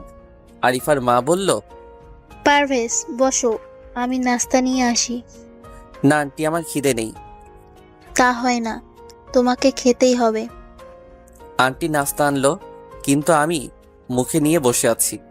কিছুক্ষণ পর আন্টি বলল, পারভেজ, তুমি খাচ্ছ না কেন? আন্টি, আমার ভিতরে নিতে পারছি না। পানি খাও, তাহলে ঠিক হয়ে যাবে। আন্টি, আমি আসি, আমার মাথাটা একটু ব্যথা করছে। এরপর আর কারো কোনো কথা শুনলাম না, সোজা বের হয়ে এলাম। বিষয়টা আরিফা লক্ষ্য করেছে। বাসায় এসে দরজা বন্ধ করে বাথরুমে গিয়ে 1 ঘন্টা দাঁড়িয়ে আছি। শাওয়ারের পানির সাথে চোখের জল মিশে পড়ছে। একটু পাগলামি করার কারণে আজকে এই অবস্থা। সন্ধ্যায় বাসা থেকে বের হয়ে নদীর পাড়ে বসে আছি। এমন সময় তানিশা ফোন করলো। কিছু বলবি? হ্যাঁ, শোন, এমন কোনো কাজ করিস না, তার জন্য মা বাবা আর আমাকে আরিফার পরিবারের কাছে অপমান হতে হয়। না, তুই নিশ্চিন্তে থাক, এমন কিছু করব না। সবকিছুর সময় থাকে, সময় পার হয়ে গেলে আর তার কোনো মূল্য থাকে না। যেমন? মনে কর ওষুধ একটা জিনিস, তার যতদিন মূল্য থাকে ততদিন পর্যন্ত তাকে প্রয়োজন হয়। মেয়াদ উত্তীর্ণ হলে তা বিষ হয়ে যায়। ঠিক তেমনই তোর ভালোবাসার অবস্থা। তাই বলছি, আবেগের বশে কোনো সিদ্ধান্ত নিবি না। আমাদের পরিবারের সম্মান নষ্ট করিস না। এত ঝাড়ি মারিস না তো, আমি এত ছোট নই। আর ফোন রাখ, কাটা গায়ে লবণের ছিটা দিবি না। ফোন রাখ। আমার কথাটা মাথায় রাখিস। এরপর ফোন কেটে দিল। কোনো বন্ধুকে কাছে আনতে পারছি না। একদিকে ভালোবাসা, অন্যদিকে পরিবারের সম্মান। না, আর কিছু ভাবতে পারছি না। রাতের বেলা বাসায় গিয়ে বিছানায় কতক্ষণ ছটফট করে বুঝতে পারলাম ঘুম আমার কাছ থেকে ছুটি নিয়েছে। চোখে ঘুম নাই, সবাই অভিমান করেছে। শুধু ঘুমটা ছিল, সেও অভিমান করেছে। ছাদে গিয়ে বসে আছি, কোনো কাজ হলো না। তাই বাসা থেকে বের হয়ে দোকানে গিয়ে 2 প্যাকেট সিগারেট কিনলাম। তারপর ছাদে গিয়ে বসে বসে একটার পর একটা সিগারেট ধরিয়ে টানছি। সিগারেটের বিষাক্ত ধোঁয়ায় আমার লাল রঙের হার্টে লাগছে। এইভাবে কেটে গেল অনেক সময়। দূর থেকে ভেসে আসছে ফজরের আজান। তারপর নিচে চলে এলাম। আর মাত্র 6টা দিন বাকি আছে। তারপর আর ফিরে আসবে না আরিফা নামক মেয়েটা। রুমে এসে গোসল করে বসে আছি। অনেক ক্ষুধা লাগছে, কিন্তু পেটে তো কোনো কিছু যাচ্ছে না, ভিতরে নিতে পারছি না। এখন বুঝতে পারছি না পাওয়ার কষ্ট কাকে বলে। সকাল 10টায় আরিফার কল আসলো। পারভেজ, আজকে আনিস ভাই আমাদের বাসায় আসবে। বাবা মা বলেছে আমাকে এয়ারপোর্ট থেকে রিসিভ করতে। তুমি কি আমার সাথে যেতে পারবে? আমার না একা যেতে ভয় লাগছে। আনিস আবার কে? আর ভয় লাগার কি আছে? আনিস ভাইয়ের সাথে আমার বিয়ে ঠিক করা হয়েছে। আর তুমি আমার সাথে গেলে কি তোমার কোনো সমস্যা আছে? ঠিক আছে, আমি আসছি। একটু তাড়াতাড়ি আসো। ঠিক আছে, আসছি। মেয়েটা ইচ্ছে করেই আমাকে বারবার ডাকছে। আরিফা জানে এসব দেখে আমার কষ্ট হচ্ছে, তারপরও কেন আমাকে ডাকে, আমাকে কষ্ট দেওয়ার জন্য। তারপর আরিফার বাসায় গেলাম। একটু পর আরিফা আসলো। চলো, কিছুক্ষণের মধ্যেই আনিস ভাই আসবে। এখন চলো। চলো। তারপর ওদের বাসা থেকে গাড়ি নিয়ে এয়ারপোর্টের দিকে রওনা দিলাম। গাড়ি চালানোর দায়িত্ব দিল আমার উপর। আরিফা আপু, একটা কথা বলি। এতদিন পর তুমি আমাকে আপু ডাকছো কেন? সেটা আমার ভুল ছিল। তুমি আমাকে নাম ধরেই ডাকবে, তাতে আমার কাছে ভালো লাগে। আর কি বলবে বলো। আমি তোমাকে আপু বলেই ডাকবো। আর শোনো, এরপর থেকে আমাকে আর ডাকবে না। আমি কবুল বলার আগ পর্যন্ত তুমি আমার সাথে থাকবে, তারপর যেখানে যেতে মন চায় সেখানে যাবে। আপু আমার কাছে ভালো লাগে না। তুমি আমাকে বন্ধু ভাবো, তাহলেই আর খারাপ লাগবে না। আমার সাথে তর্ক করবে না। কেন, কষ্ট হয়, ভয় পাও? না, তুমি বলেছো তাই এখন আর তোমাকে ভালোবাসি না। তাহলে সমস্যা কোথায়?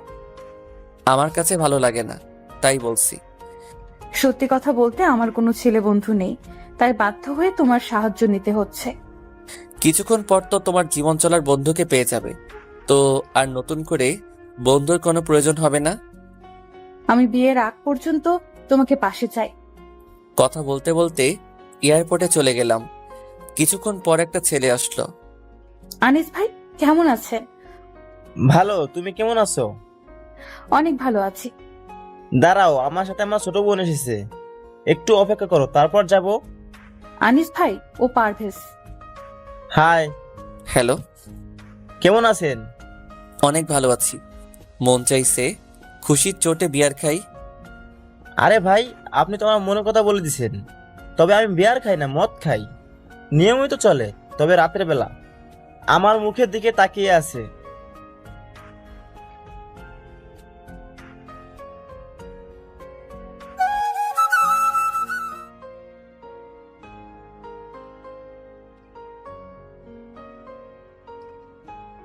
আরে ভাই, আপনি তো আমার মনের কথা বলে দিছেন। তবে আমি বিয়ার খাই না, মদ খাই। নিয়মিত চলে, তবে রাতের বেলা। আমার মুখের দিকে তাকিয়ে আছে। এখানে তো মদ পাবেন না, কারণ আপনার হবু শ্বশুর তা অ্যালাউ করবে না। কোনো ব্যাপার না, আমি বাহির থেকে খেয়ে আসবো। আপনি মাথায় হাত দিয়ে বলে আপনি মদ কবে থেকে খান? কয়েক বছর ধরে? আরে আরিফা, এটা কোনো সমস্যা না। ঘরে সুন্দরী বউ থাকলে কোনো পুরুষ মদ খায় না। আরে ভাই, আপনারা এই কথাটা সিরিয়াসলি নিচ্ছেন কেন? পরিবারের সাথে ব্ল্যাকমেইল করতে পারবো না। তোর ইচ্ছা, নিজের কষ্টটা চেপে ধরে রেখে দে। প্রতি মাসে কষ্টের যে সুদ আসবে তা দিয়ে জীবন চালাবি।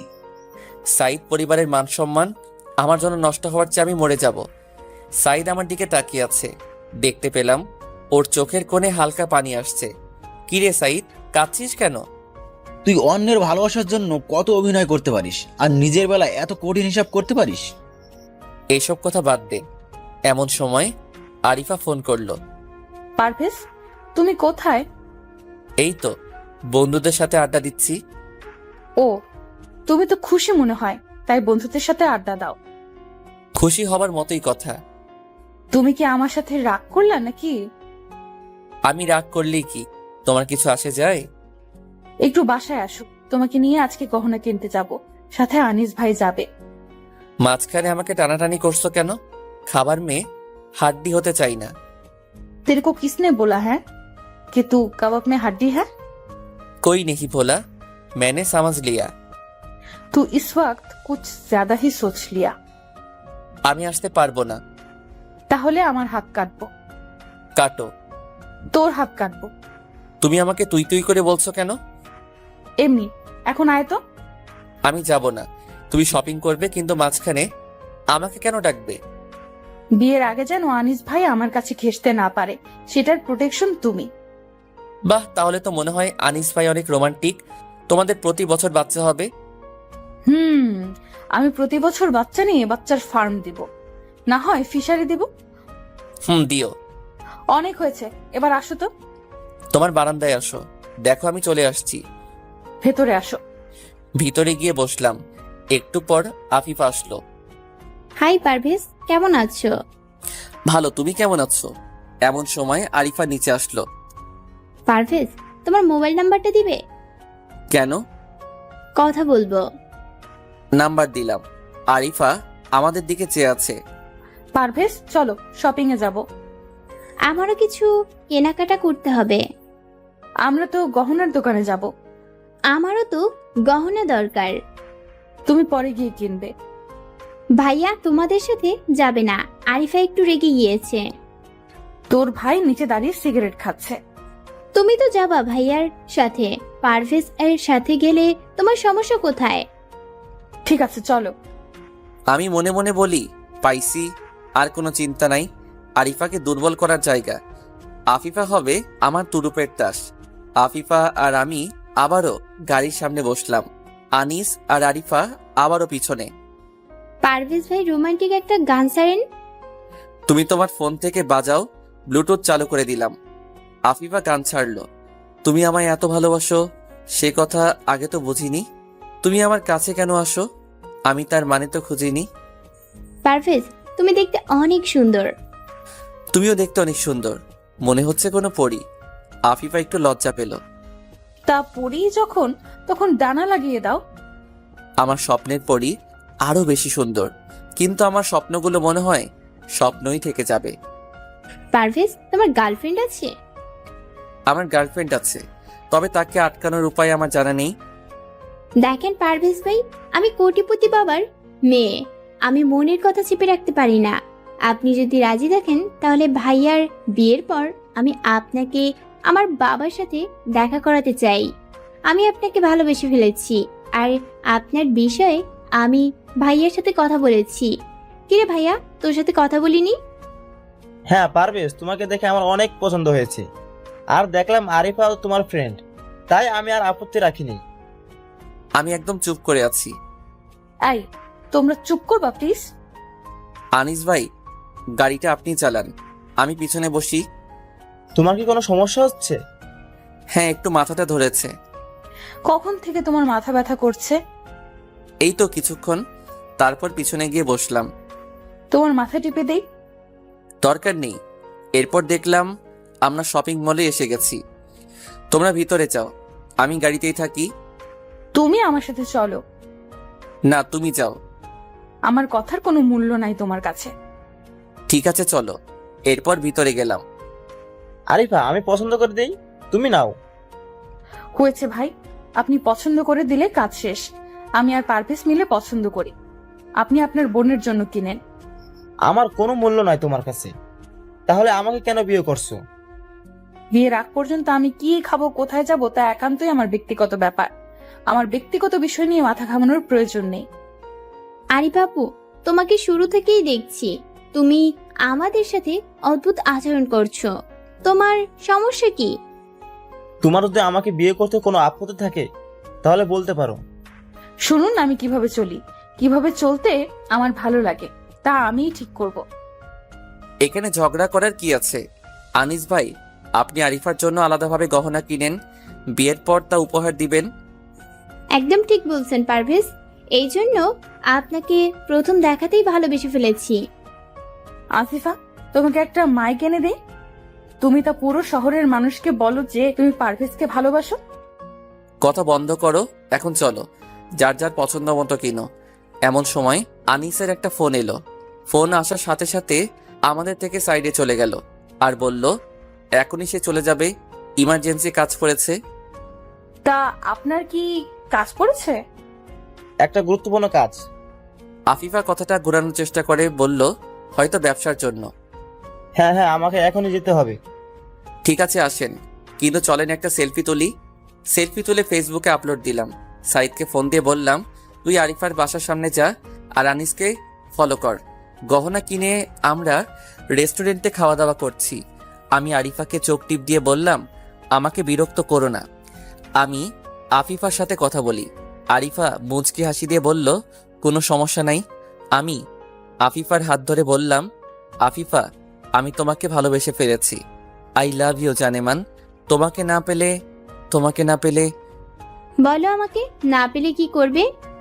তোমাকে না পেলে আমি 7 আপ খেয়ে আত্মহত্যা করব, না হয় হোমিওপ্যাথি ওষুধ খেয়ে শহীদ হয়ে যাব। তুমি সত্যি আমাকে এত ভালোবাসো?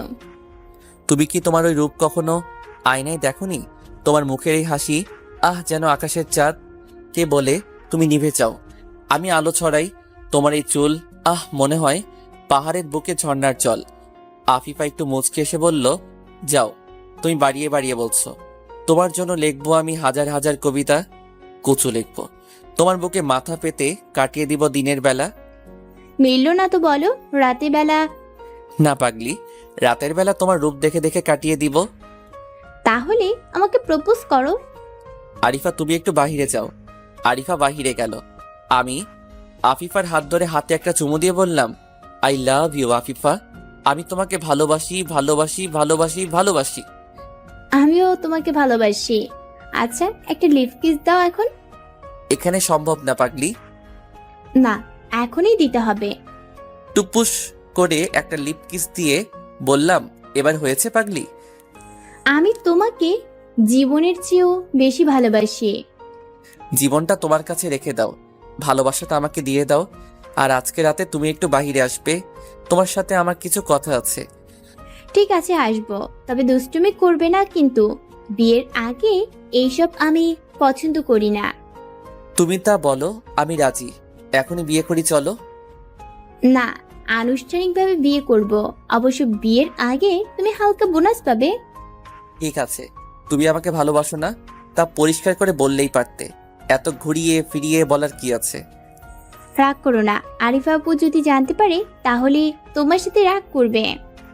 আরিফা আগে থেকেই এমন, নিজেও প্রেম করবে না, আমাকেও করতে দিবে না।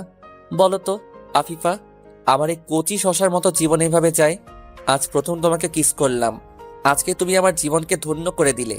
এমন সময় আরিফা চলে আসলো। কিছুটা আমার উপর রেগে আছে তা বুঝতে পারলাম। ওদেরকে বাসায় পৌঁছে দিয়ে বিদায় নিয়ে বাসার দিকে রওনা দিব। এমন সময় আরিফা আমাকে তার রুমে যেতে বলল। রুমে গিয়ে দাঁড়িয়ে আছি। এইটা কি হলো? কোনটা কি হলো? তোমার গলাটা একটু এদিকে আনো। 3টা দিয়ে দিল। এইটা কি হলো? তুই আফিফাকে 2টা কিস করছস, একটা হাতে একটা ঠোঁটে। 2টা কিস করছি, 2টা চড় দিবা, 3টা দিলা কেন? আর একটা অগ্রিম দিয়ে দিলাম। আবার যদি কিস করিস তাহলে তোর ঠোঁট আমি ছিঁড়ে ফেলবো। তাই বুঝি? হুম। আমি জোর করে আরিফাকে কিস দিলাম 5 মিনিট, তারপর জোর করে ছাড়িয়ে দিল। ওইটা কি করলি? আরো টাকা লাগলে বলিস। দেখেন তো কেমনটা লাগে। আজকে আপনারা কম লাইক কমেন্ট করার কারণে সাইদ আমাকে খোটা দিল। এই পর্বটা পড়ার পর নিজেদের জেলার নাম লিখে কমেন্ট করবেন আর কত নাম্বার দেওয়া যায় তা বলবেন। যাক, সাইদ বেশ কাজের ছেলে, অনেক কাজ করছে। সাইদ খান ইলেকট্রিক ইঞ্জিনিয়ার, তবে বাংলা লিখতে পারে না, এটা ওর বড় দোষ। বাংলায় বেশ কয়েকবার ফেল করছে, তবে ছেলে ভালো। ইংরেজিতে ফেল করার রেকর্ড নাই। একটা ঘুম দিলাম, সকালে আরিফার ফোনে ঘুম ভাঙলো। কি করো? আফিফাকে নিয়ে স্বপ্ন দেখি। বেশ তো, দেখো আমি ফোন রাখি। দাঁড়াও, স্বপ্ন দেখে কিভাবে মুরগিটারে লাইনে আনা যায়? ও, এই কথা? তা আগে বললেই পারতা। একটা খবর আছে। কি খবর? কিছু না, পরে বলবো। আমি তোমাকে আগে না করেছিলাম, কিন্তু তোমাকে আফিফার পাশে দেখে বুঝতে পারলাম যে আমি তোমার পাশে কাউকে সহ্য করতে পারবো না।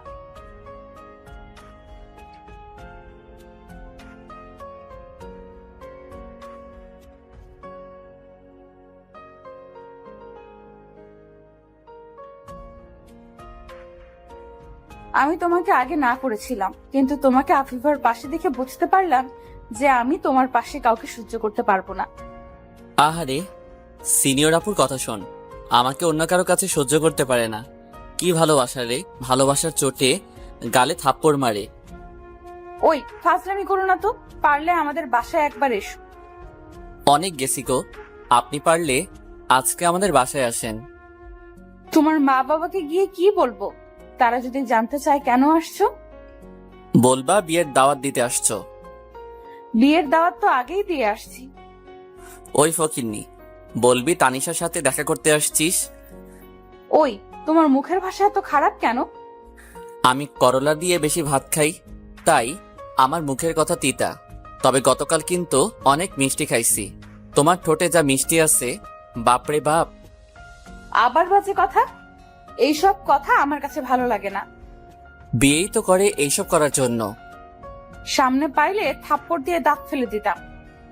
আচ্ছা ঠিক আছে, তুমি আমাদের বাড়িতে আসো। ঠিক আছে, আমি এখন তাহলে রেডি হচ্ছি। ঠিক আছে bye. Baby taxi, tempo, autorickshaw. তোর ছাই। আমি আরেকটু ঘুমাই, পরে দেখা যাবে কি হয়। 1 ঘন্টা পর আমার রুমে মনে হয় কেউ ঢুকলো। আমার বিছানার পাশে এসে বসলো। আমি ঘুমের ভান করে আরিফার হাত ধরে ফেললাম। আরিফা একদম চুপ করে আছে। আমি এবার জড়িয়ে ধরতে যাব, এমন সময় আরিফা দিল একটা ঠাস করে উঠল। কি হলো, মারলে কেন? ভালোভাবে থাকলে ভালো লাগে না। তুমি আমার রুমে আসলে কখন? তুমি জানো না কখন আসছি? না, জানি না। তাহলে আমি যখন রুমে আসলাম তখন তোমার বুকের হার্টবিট এমন থরথর করছিল কেন? ঘুমিয়ে থাকলে এমন করে কারো? আমি মনে মনে বলি, এই মেয়ে তো পুরাই সিআইডি যাওয়া উচিত। এমনটা তুমি পাশে থাকলে মাঝে মাঝে হয়, কিন্তু আজকে যে ঘুমের মধ্যেও এমন হবে তা বুঝতে পারিনি। থাক থাক, আর মিথ্যা বলতে হবে না। সবই যখন বুঝতে পারো তাহলে এত ভূমিকা করো কেন? আনিস ভাই সম্পর্কে কোনো তথ্য পাইছো নতুন করে? না, এখনো পাইনি, পেলেই তোমাকে জানাবো। আর কিন্তু বেশি সময় নাই, খোঁজ খবর নাও। যদি শেষমেশ আনিস ভাইকে বিয়ে করতে হয় তাহলে বাসর ঘরে আমার লাশ ঢুকবে। এত চিন্তা করো না, তোমার বিয়ের দিন সবকিছু সামলিয়ে নিব। সত্যি ও ভালো প্রমাণ ছাড়া আনিস ভাইয়ের বিষয়ে কিছু বলা যাবে না। এমন সময় আফিফার ফোন এলো। Hi baby, how are you? Hello, আমি ভালো আছি, তুমি কেমন আছো? আজকে কিন্তু দুজন মিলে একসাথে লাঞ্চ করব। ঠিক আছে। একটা কিস দাও এখন। এখন না, পরে দিব। এখনই দিবা? ঠিক আছে, দিচ্ছি।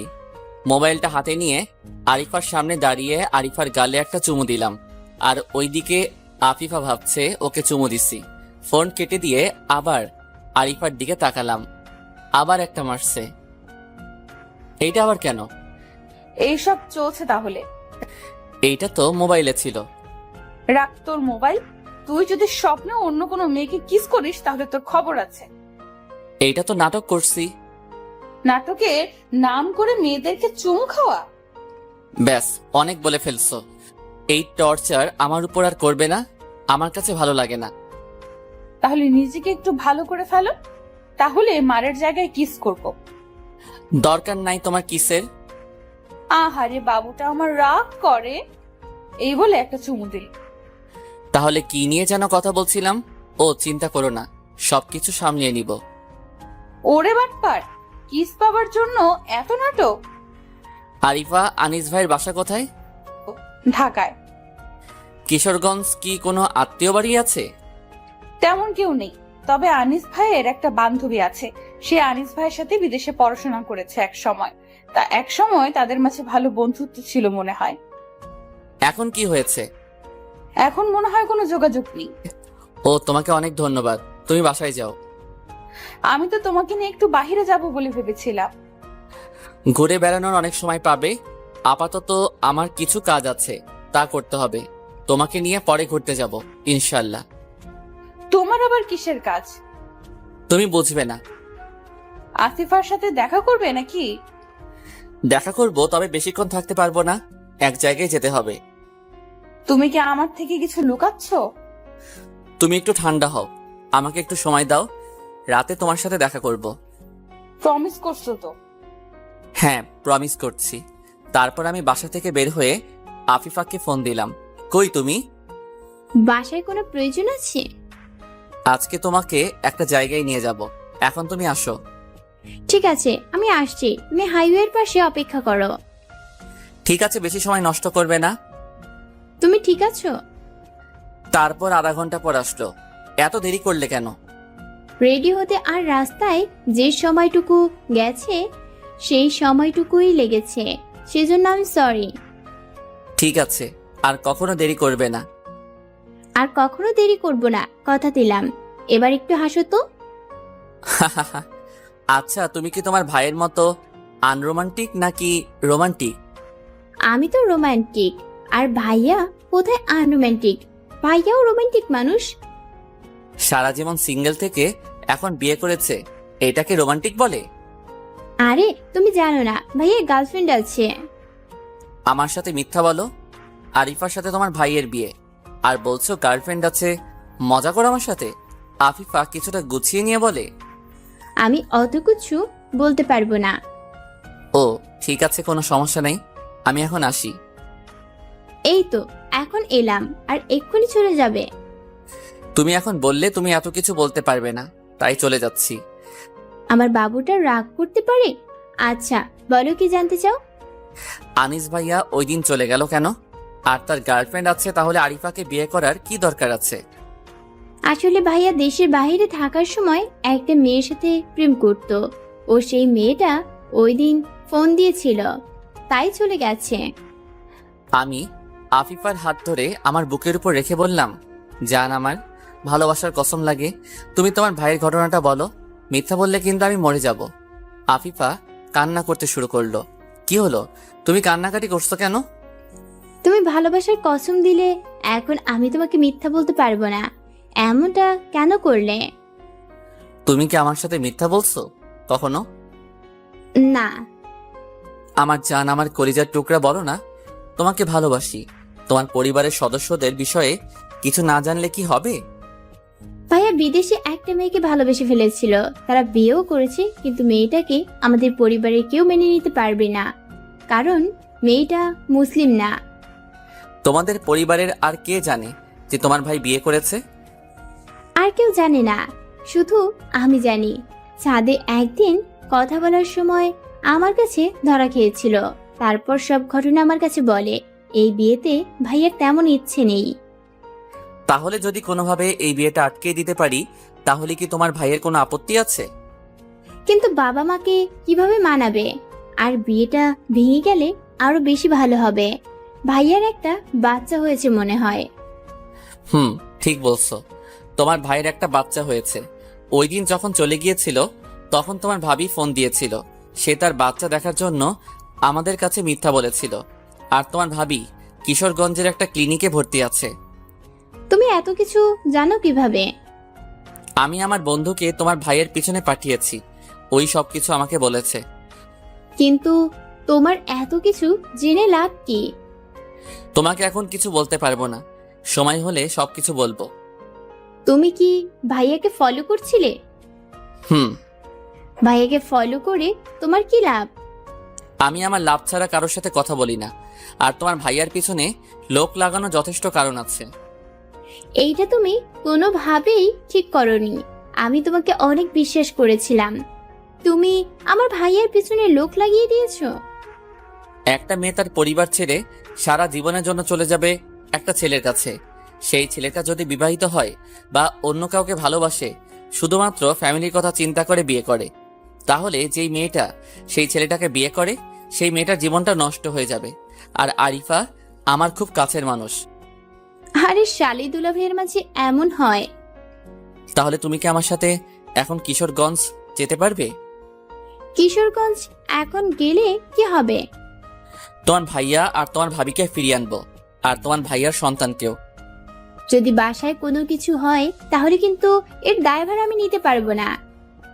তুমি এত চিন্তা করো না, তো আমি সবকিছু সামলিয়ে নিব। তারপর আরিফাকে ফোন দিলাম, আরিফা একটু হাইওয়ের মোড়ে আসো। কেন, কি হয়েছে? যা বলছি তাই করো। বাবা মা তো আমাকে নিয়ে বিয়ের শপিং করতে যাবার জন্য বলছে। তুমি আসবে কি আসবে না? বাবা মাকে কি বলবো? বলো আনিস ভাই অ্যাক্সিডেন্ট করেছে। ঠিক আছে, কিন্তু যদি বাবা মা আমার সাথে আসতে চায় তাহলে কি করব? যা, তোর আসতে হবে না, তুই বিয়ে কর। আর আমি আফিফাকে নিয়ে কাজী অফিসে গেলাম। ওই হারামি, আমি আসতেছি। আর শোন, আফিফার দিকে খারাপ নজরে তাকাবি না। তুই আনিস ভাইরে বিয়ে করবি, আর আমি কি মাইয়ারে মাইয়ারে তুই অপরাধী গান শুনবো? দেখ, উল্টাপাল্টা কিছু করলে আমি আত্মহত্যা করব বলে দিলাম। তাহলে তাড়াতাড়ি আসো। আর শোনো, কিছু টাকা নিয়ে এসো, আমার কাছে তেমন টাকা নেই। গার্লফ্রেন্ডের টাকার উপর এত নজর কেন? তুই আমার গার্লফ্রেন্ড না, আমার বড় আপুর বান্ধবী। আমি বের হয়ে গেছি, আর 10 মিনিট লাগবে বড়জোর। ঠিক আছে আসো, ভাবছি একটু মজা করা যাক। আরিফাকে আসতে দেখে আমি আফিফার হাত ধরে কথা বলছি। আফিফাকে বললাম আরিফা কাছে আসলে পা ধরে সালাম করব। দুজন দেখি কি করে। আরিফা দূর থেকে দেখে আগুন হয়ে কাছে আসলো। কাছে আসতেই আমি আর আফিফা আরিফাকে সালাম করছি। তাই তুই সত্যি সত্যি আফিফাকে ভালোবেসে ফেলেছিস? তোমার বিয়ে ঠিক হয়ে গেছে। আনিস ভাই ছেলে হিসেবে খারাপ না, তাই ভাবলাম তোমাকে কষ্ট দিয়ে লাভ কি।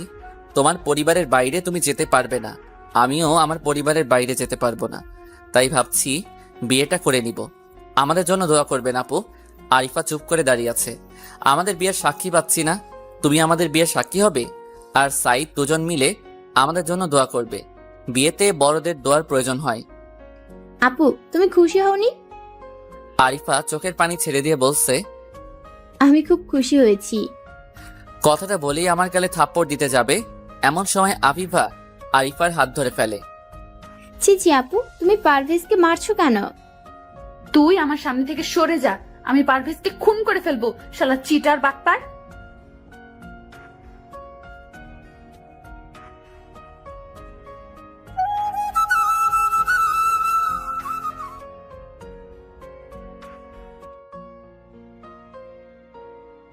তুই আমার সামনে থেকে সরে যা, আমি পারভেজকে খুন করে ফেলবো, শালা চিটার বাটপার। ছি আপু, বিয়ের আগে নিজের স্বামীকে এসব বলতে নেই। নিজের স্বামী আর কোথায় থাকলো? তুই তো আমার সব স্বপ্ন নষ্ট করে দিলি। আপু আপনি ঠান্ডা হন। ঠান্ডার মায়েরে বাপ, 1/2 লিটার 7 আপ। তুই হবি আফিফার বাচ্চার বাপ। আমি তোরে কেমনে করি মা? তোমার পারভেজ তোমারই আছে, আমার তোমার সাথে একটু মজা করলাম। আরিফা একটু মুচকি এসে বলল, কিসের মজা করিস তোরা? আমার মনে হচ্ছিল আমার আকাশ ভেঙে পড়েছে। আমি তো ভেবেছিলাম বাসায় গিয়ে আত্মহত্যা করব। এই কথা আর কখনো বলবে না, সরি, আর এমন মজা করব না। আরিফা কোনো কথা বলল না, সরাসরি জড়িয়ে ধরে কান্না করতে থাকলো। আরিফা ছাড়ো, এখানে অনেক মানুষ আছে। তাতে আমার কিছুই যায় আসে না। এই যে সবকিছু এইখানে না করে বাসরাতের জন্য কিছু বাকি রাখেন। আরিফা একটু স্বাভাবিক হয়ে আমাকে ছাড়লো। বলো কি জন্য ডেকেছ? আমরা এখন কিশোরগঞ্জ যাব। এখন কিশোরগঞ্জ কেন? আনিস ভাইয়ের বউ বাচ্চা দেখতে যাব। কি বলছো এসব? আনিস ভাই বিবাহিত? একটা বাচ্চাও আছে। আর একটু হলেই 3টা জীবন নষ্ট হয়ে যেত। জি না, 4টা জীবন। কারণ আনিস ভাইয়ের বাচ্চা আছে। এই কথা আমাকে আগে বলনি কেন? এখন চলো সবাই আগে গিয়ে দেখি আনিস ভাইয়ের কি অবস্থা। রওনা দিলাম। পুরোটা রাস্তায় আরিফা বক বক করেই যাচ্ছে। এই তুমি একটু থামো তো, এখন আর ভালো লাগছে না। এই বেশি তেড়িবেড়ি করলে একটা দিব গালে। দাও না ওটাই, আর বাকি রাখো কেন? থাক, আর মার দিব না। তারপর গেলাম কিশোরগঞ্জ। সাইদকে কল দিলাম। কি রে, খোঁজ খবর নেওয়ার সময় হয়েছে তোর? আমাকে এখানে পাঠিয়ে তো আমার কথা ভুলেই গেলি। দোস্ত তোকে অনেক ধন্যবাদ। এখন তুই একটু কিশোরগঞ্জ হাসপাতালের সামনে আয়, তোকে অনেক দরকার। আমি, আরিফা আর আফিফা আসছি। এইটা আবার কে? আনিস ভাইয়ের বোন। ও ঠিক আছে, তাহলে আমি আসছি। কিছুক্ষণ পর সাইদ আসলো, তারপর ওকে নিয়ে ক্লিনিকে গেলাম। আমি দরজার সামনে দাঁড়িয়ে বললাম, আনিস ভাই ভিতরে আসবো? আনিস কিছুটা ভয় পেয়ে গেল। তুমি এখানে কেন? আর কিভাবে এলে এখানে? আমি একা আসিনি, পুরো টিম নিয়ে এসেছি। তারপর ভিতরে গেলাম। ভাই তুমি এখানে আসলে কেন? এই তোমরা ভিতরে আসো। তারপর ওরা ভিতরে আসলো। আনিস ভাই পুরাই ভয়ে চুপসে গেছে। আনিস ভাই ভয় পাওয়ার কিছু নেই, আমরা সবকিছু জানি, আপনি কোনো চিন্তা করবেন না। আরিফা আমি সরি, আসলে আমারও তেমন কোনো চিন্তা ছিল না। এই শালা, তুই আমার হাত ধরতে চাইছিলি কেন? তোর নামে আমি চিটিংবাজি মামলা দিব। দয়া করে আমার সর্বনাশ করবেন না। আমি ওকে টাইট করব, ওর হাত দুটো ভেঙে ফেলবো। আমাকে বিয়ে করে ঘরে তুলতে পারিনি, আমি ওর জন্য নিজের পরিবার ছেড়ে চলে আসলাম, আর আজও আমার শ্বশুর বাড়ি যেতে পারলাম না। ভাবি আপনি কোনো চিন্তা করবেন না, আমরা আপনাকে নেওয়ার জন্য আসছি। ভাই তোমরা আমারে মারো কাটো যা করো, আমার সংসার ভেঙে দিও না। তাহলে এখনই আমার মা বাবাকে বলেন আপনি বিবাহিত। আর একটু সময় দাও, আমি আর আমাদের পরিবারে যাব না, তোমাদের সামনে কখনো যাব না। তা তো হবে না ভাই, আপনাকে আমাদের সাথে যেতে হবে। কিন্তু আমার স্ত্রীর এমন অবস্থা, কিভাবে যাব? আপনি আর ভাবি অ্যাম্বুলেন্স দিয়ে যাবেন, আমরা আলাদাভাবে যাব। তারপর একটা গাড়ি নিয়ে আনিস ভাই আর ভাবিকে পাঠিয়ে দিলাম, আর আমরা চারজন একসাথে গাড়ি দিয়ে যাচ্ছি। সাইদ তোকে অনেক ধন্যবাদ, তুই আমার আসলেই কলিজার টুকরা। পাম দেয়া বন্ধ কর। কলেজার টুকরা তো এতদিন খোঁজ খবর নিলে না কেন? ওই শালা, ঘরে কি বউ আছে নাকি তোর? গিয়ে তো দেখবি খালি বিছানা, এত ভাবনিস কে? ভালো করে কথা বল, নইলে এদের সামনেই কেলাবো। ঠিক আছে, খাওয়া দাওয়া শেষ করছিস? যে টাকা দিছো তা দিয়ে হোটেলের ভাড়া দিতেই শেষ। এখন পকেটে মাত্র 20 টাকা আছে। মনে করেছিলাম আজকে বাসায় ফোন দিয়ে টাকা নিব। আমাকে বললি না কেন? দাঁড়া, তোকে বলতে যাবো কেন? আর হোটেলের রিসিপশনের মেয়েটার সাথে বেশ ভালো একটা সম্পর্ক হয়ে গেছে, ওই মেয়েটাকে প্রপোজ করতেই হবে। আহারে কি কষ্ট। পারভেজ, তুমি এত কথা বলো কেন? সাইদ ভাই, আপনার যে মেয়েটাকে ভালো লেগেছে তার নাম কি? দূর মিয়া, তোমরা চুপ করো। আমি ফোন নম্বর আর ফেসবুক অ্যাকাউন্ট সব নিছি, আমাকে শেখাতে হবে না। তোমরা তোমাদেরটা ঠিক করো। আগের বার পারভেজকে বলেছিলাম আমার একটা মেয়ে পছন্দ হয়েছে, তখন গিয়ে মেয়েটাকে বলছে আমি নাকি মেয়েটাকে দেখলে মেরে ফেলবো। সেই মেয়েটা আমার সামনে আসেনি, একদিন দূর থেকে দেখে মেয়েটাকে ডাক দিছি। মেয়েটা আমাকে দেখে দৌড়াতে থাকে আর বলতে থাকে বাঁচাও বাঁচাও। তোমাদের কাউকে আমার দরকার নেই। সাইদ তো রেডিও বন্ধ কর ভাই। পারভেজ ভাই, আপনি আসলেই হিংসুটে। তুমি সাইদ ভাইয়ের সাথে এমন করছিলে কেন? সাইদ, এটা তোর কত নাম্বার গার্লফ্রেন্ড? 113 নম্বর। কথাটা বলার সাথে সাথে আরিফা আর আফিফা সাইদকে হা করে দেখতে লাগলো। এই তোমরা আমার দিকে তাকিয়ে আছো কেন? আমি যেই মেয়েকে দেখি সেই মেয়েকেই পছন্দ হয়ে যায়, এতে আমার কি করার আছে বলো? তাছাড়া যার মন পরিষ্কার তার কাছে সবাইকে ভালো লাগে। আরিফা আফিফা ওর কথা বাদ দাও। আফিফা, তোমার বয়ফ্রেন্ড আছে?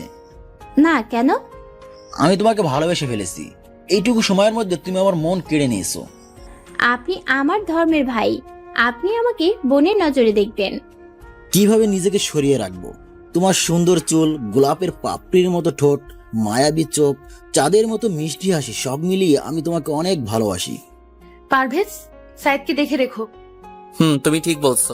কিভাবে কিভাবে মেয়ে পটাতে হয় আমিও চেষ্টা করব। চোখ দুটো তুলে ফেলবো। আমি বলছি কিভাবে প্রশংসা করতে হয় তা শিখতে। তারপর কথা বলতে বলতে চলে এলাম আরিফার বাসায়। ভিতরে গিয়ে দেখি চেঁচামেচির আওয়াজ পেলাম, মনে হয় আরিফার বাবা চেঁচামেচি করছে। আমরা ভিতরে যেতেই আরিফার বাবা আরিফাকে বলছে, আরিফা, এ বিয়ে হবে না। আনিস বিয়ে করেছে অনেক আগেই, তার বাচ্চা আছে। আমি জানি। তুই জেনেও এই বিয়েতে রাজি ছিলি? না বাবা, আমি একটু আগে জেনেছি, পারভেজ আমাকে বলেছে। আনিস, তুমি এক্ষুনি আমার সামনে থেকে চলে যাও। আঙ্কেল একটু অপেক্ষা করুন, আনিস ভাইয়ের মা বাবা আসছে, ওনারা আসলে তাদের সাথে আলোচনা করে সমস্যার সমাধান করা যাবে। এখানে আমার কোনো সমস্যা নেই, আর আমি আরিফাকে এমন ছেলের হাতে তুলে দিব না। আপনাকে এমন ছেলের হাতে তুলে দিতে বলছি না, আনিস ভাইয়ের যেন কোনো সমস্যা না হয় তা আমরা আলোচনা করে সিদ্ধান্ত নিব। ওনার বাবা মা যেন তার সন্তানকে মেনে নেয়, তার ব্যবস্থা করে দেন। আমি এর বিষয়ে কোনো কথা বলতে চাই না।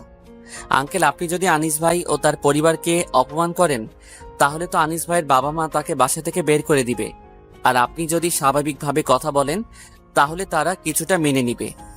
আমার মেয়ের জীবন নিয়ে সিনেমিনি খেলেছে, তার জীবন নিজের হাতে সাজাতে আমি পারবো না। এতিম ছেলে মেয়েদের জন্য আপনি অনেক কিছু করেন, আর নিজের আত্মীয়র জন্য করতে পারবেন না? যেই মেয়েটা আনিস ভাইয়ের উপর বিশ্বাস করে নিজের বাসা বাড়ি মা বাবা আত্মীয় স্বজনকে ছেড়ে চলে এসেছে, তার জীবনকে আপনি নষ্ট করে দিবেন? এটা আমি আপনার কাছে আশা করিনি। আংটি পরানোর সময় আনিস ভাই আসেনি, তার বাবা মা এসেছিল, তখন আপনার বোঝার প্রয়োজন ছিল। আরিফা, তুই কি বিয়ের পর হবে? তোমার বিয়ের গুলি মারি, আজকেই হবে। বিয়ের আগে তুমি কি চাচ্ছ তা তুমি জানো? অপবিত্র হতে চাচ্ছ, আমার পবিত্র ভালোবাসাকে অপবিত্র করতে চাচ্ছ। তাহলে একটা কিস দিতে দাও। ঠিক আছে, দাও। ওই মিয়া, আপনারা চোখ বন্ধ করেন, আমরা এখন একটু ব্যস্ত। 5 মিনিট পর ছাড়লো, তারপর বাসায় এলাম, মা বাবাকে সবকিছু বললাম। এখনই বিয়ের কোনো প্রয়োজন নেই, পড়ালেখা শেষ করে তারপর দেখা যাবে। আমারও একই মত, আগে পড়ালেখা শেষ কর, তারপর দেখা যাবে। এইটা কোনো কথা হলো? বাসায় তোর বড় বোন আছে, তাকে বিয়ে না দিয়ে তুই নিজেই আগে বিয়ে করতে চাচ্ছিস? আমি আর মা বাবার উপর কোনো কথা বললাম না, ফোন করে আরিফাকে সবকিছু বললাম। ঠিক আছে, কোনো সমস্যা নেই, আমি তোমার জন্য অপেক্ষা করতে পারবো। আমি বাবা মায়ের সাথে কথা বলছি। তোমাকে অনেক ধন্যবাদ। তারপর আর কি, একটা ঘুম দিলাম। সকালবেলা ঘুম ভাঙলো সাইদের ফোনে। কি রে, এত সকালে কল দিলি কেন? ভাই ঝামেলায় পড়ে গেছি রে, হঠাৎ করে বিয়ে করে ফেলছি। আমি যেন আকাশ থেকে পড়লাম, বুঝলাম না, আবার বল। গতকাল বাসায় যাওয়ার পর মা বাবা আমার সাথে কথা না বলে আমার খালাতো বোনের সাথে বিয়ে করিয়ে দিয়েছে। কেন? এমন করার তো কোনো কারণ নেই। সব তোর জন্য। তুই যদি আমাকে কিশোরগঞ্জ না পাঠাতি তাহলে আজকে আমার এই সর্বনাশ হতো না। তোর খালাতো বোন রাজি হলো কেন? ভাইরে 3 বছর ধরে প্রেম করেছিলাম, কিন্তু মন থেকে করতাম না। কিন্তু আমার খালাতো বোন দা সিরিয়াস হিসেবে নিয়েছে। 2 দিন কল ধরে নাই, তাই বাসার সবকিছু ভেঙে ফেলছে আর বিষ খেয়েছিল। তাহলে তো তোর খালাতো বোন মানে ভাবি তোকে অনেক ভালোবাসে। এখনই বিয়ে করার সময় হয়েছে রে পাগলা, এখনো তো আমি কষি শশা। বাটপার, বিয়ের সময় ফোন দিলি না কেন? ফোন মা করে নিয়েছিল, ফোন মা কেড়ে নিয়েছিল। আর বিয়ে না করে যদি আফিফাকে বিয়ে করতাম তাহলে বেশি ভালো হতো, কিছু মালবানি পেতাম। বেঁচে গেছিস। সবগুলো মেয়ে যদি তোর বাসায় আসতো তাহলে একটা মিছিলের মতো হতো। তুই একটু আসবি আমাদের বাসায়? ঠিক আছে, আসছি। তারপর সাইদের বাড়িতে গেলাম। কিরে, তোর বউ কোথায়? মায়ের সাথে রান্না করছে। বাহ, তাহলে তো নতুন বউয়ের হাতে রান্না খাওয়া যাবে। আমার জীবনটা কচি ডাব থেকে জোনা নারকেল হয়ে গেল রে। দোস্ত, তোর বউকে ডাক দে দেখি, আমার কাজ আছে। এমন সময় একটা মেয়ে আসলো। আসসালামু আলাইকুম, কেমন আছেন ভাইয়া? ওয়ালাইকুম আসসালাম, ভালো আছি। আপনি কেমন আছেন? পারভেজ তোর ভাবি, আর কবিতা এই হলো আমার বন্ধু পারভেজ। মাশাআল্লাহ, অনেক সুন্দর বিয়ে করেছিস। হ্যাঁ, আমি ওকে নিয়ে অনেক খুশি। আমার কপাল ভালো, ওকে আমি পেয়েছি। আমার কপাল ভালো, তাই ওকে আমি পেয়েছি। ভাইয়া আপনারা বসুন, আমি খাবার আনছি। কিরে সাইদ, বউয়ের সামনে এত প্রশংসা আর আড়ালে এমন কথা, কারণ কি? আবার যদি বিষ খায় তাহলে তো আমার হাসপাতালে যেতে হবে, তাই সামনে কিছু বলতে পারছি না, হজমও করতেও পারছি না। তুই না ভালোবাসতি, তাহলে এমন করছিস কেন? তুই অনেকগুলো রিলেশন করেছিস, কাকে বিয়ে করবি তাদের থেকে, কার মন ভাঙবি তাদের মধ্য থেকে? তার চেয়ে অনেক ভালো হয়ে যে তোর বাবা মার পছন্দ আর তোর অনেকগুলো জিএফ এর মধ্যে একজনকে পেলি। মন খারাপ করিস না, খুশি থাক। আমি চলি, পরে আবার দেখা হবে। আমি কি ঠকেছি রে পারভেজ? মোটেও না, তুই সবাইকে ভালোবাসিস, কারো জন্য আজ পর্যন্ত নিজের শরীরের পশম পর্যন্ত ছিঁড়িসনি। তোর জন্য যেই মেয়ে বিষ খেতে পারে সে তোকে জীবনের চেয়েও বেশি ভালোবাসে। তুই অনেক লাকি। ঠিক কি বলেছিস, আজ থেকে কোনো মেয়ের দিকে তাকাবো না। তাহলে এখন আসি? নাস্তা করে যা, পরে আসবো। শোন, আগামী 2 দিন পর আমার বিয়ের বউ ভাত, তুই আসবি। আর আফিফা, তোমরা 2জন আসবে। তোরা 2জন আমার প্রথম মেহমান। তোর বাসার সবাইকে আমি দাওয়াত দিব, কোনো চিন্তা করিস না। ঠিক আছে, কোনো সমস্যা নাই, এখন আসি। তারপর বাসায় চলে আসি। খাওয়া দাওয়া শেষ করে কলেজের দিকে রওনা দিলাম। তানিশা তো এখন একাই কলেজে যায়। আমি তো টোটো কোম্পানির ম্যানেজার হয়ে গেছি, তাই নিজেকে কলেজে গেলাম। কলেজে গিয়ে মনটা খারাপ হয়ে গেছে। নাই মিজান, নাই সাইদ, নাই, কি যে করি। এমন সময় রাব্বানী হোসেন হৃদয় আসলো।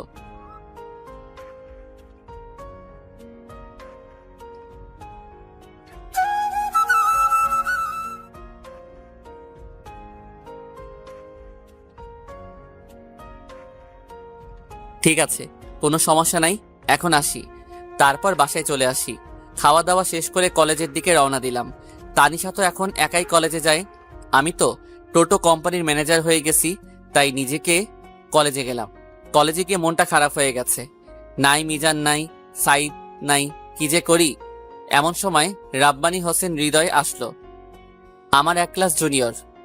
পারভেজ ভাই, একটা সমস্যায় পড়ছে। কি সমস্যা? আমি আপনার 1 ক্লাস জুনিয়রে কলেজে পড়াশোনা করি।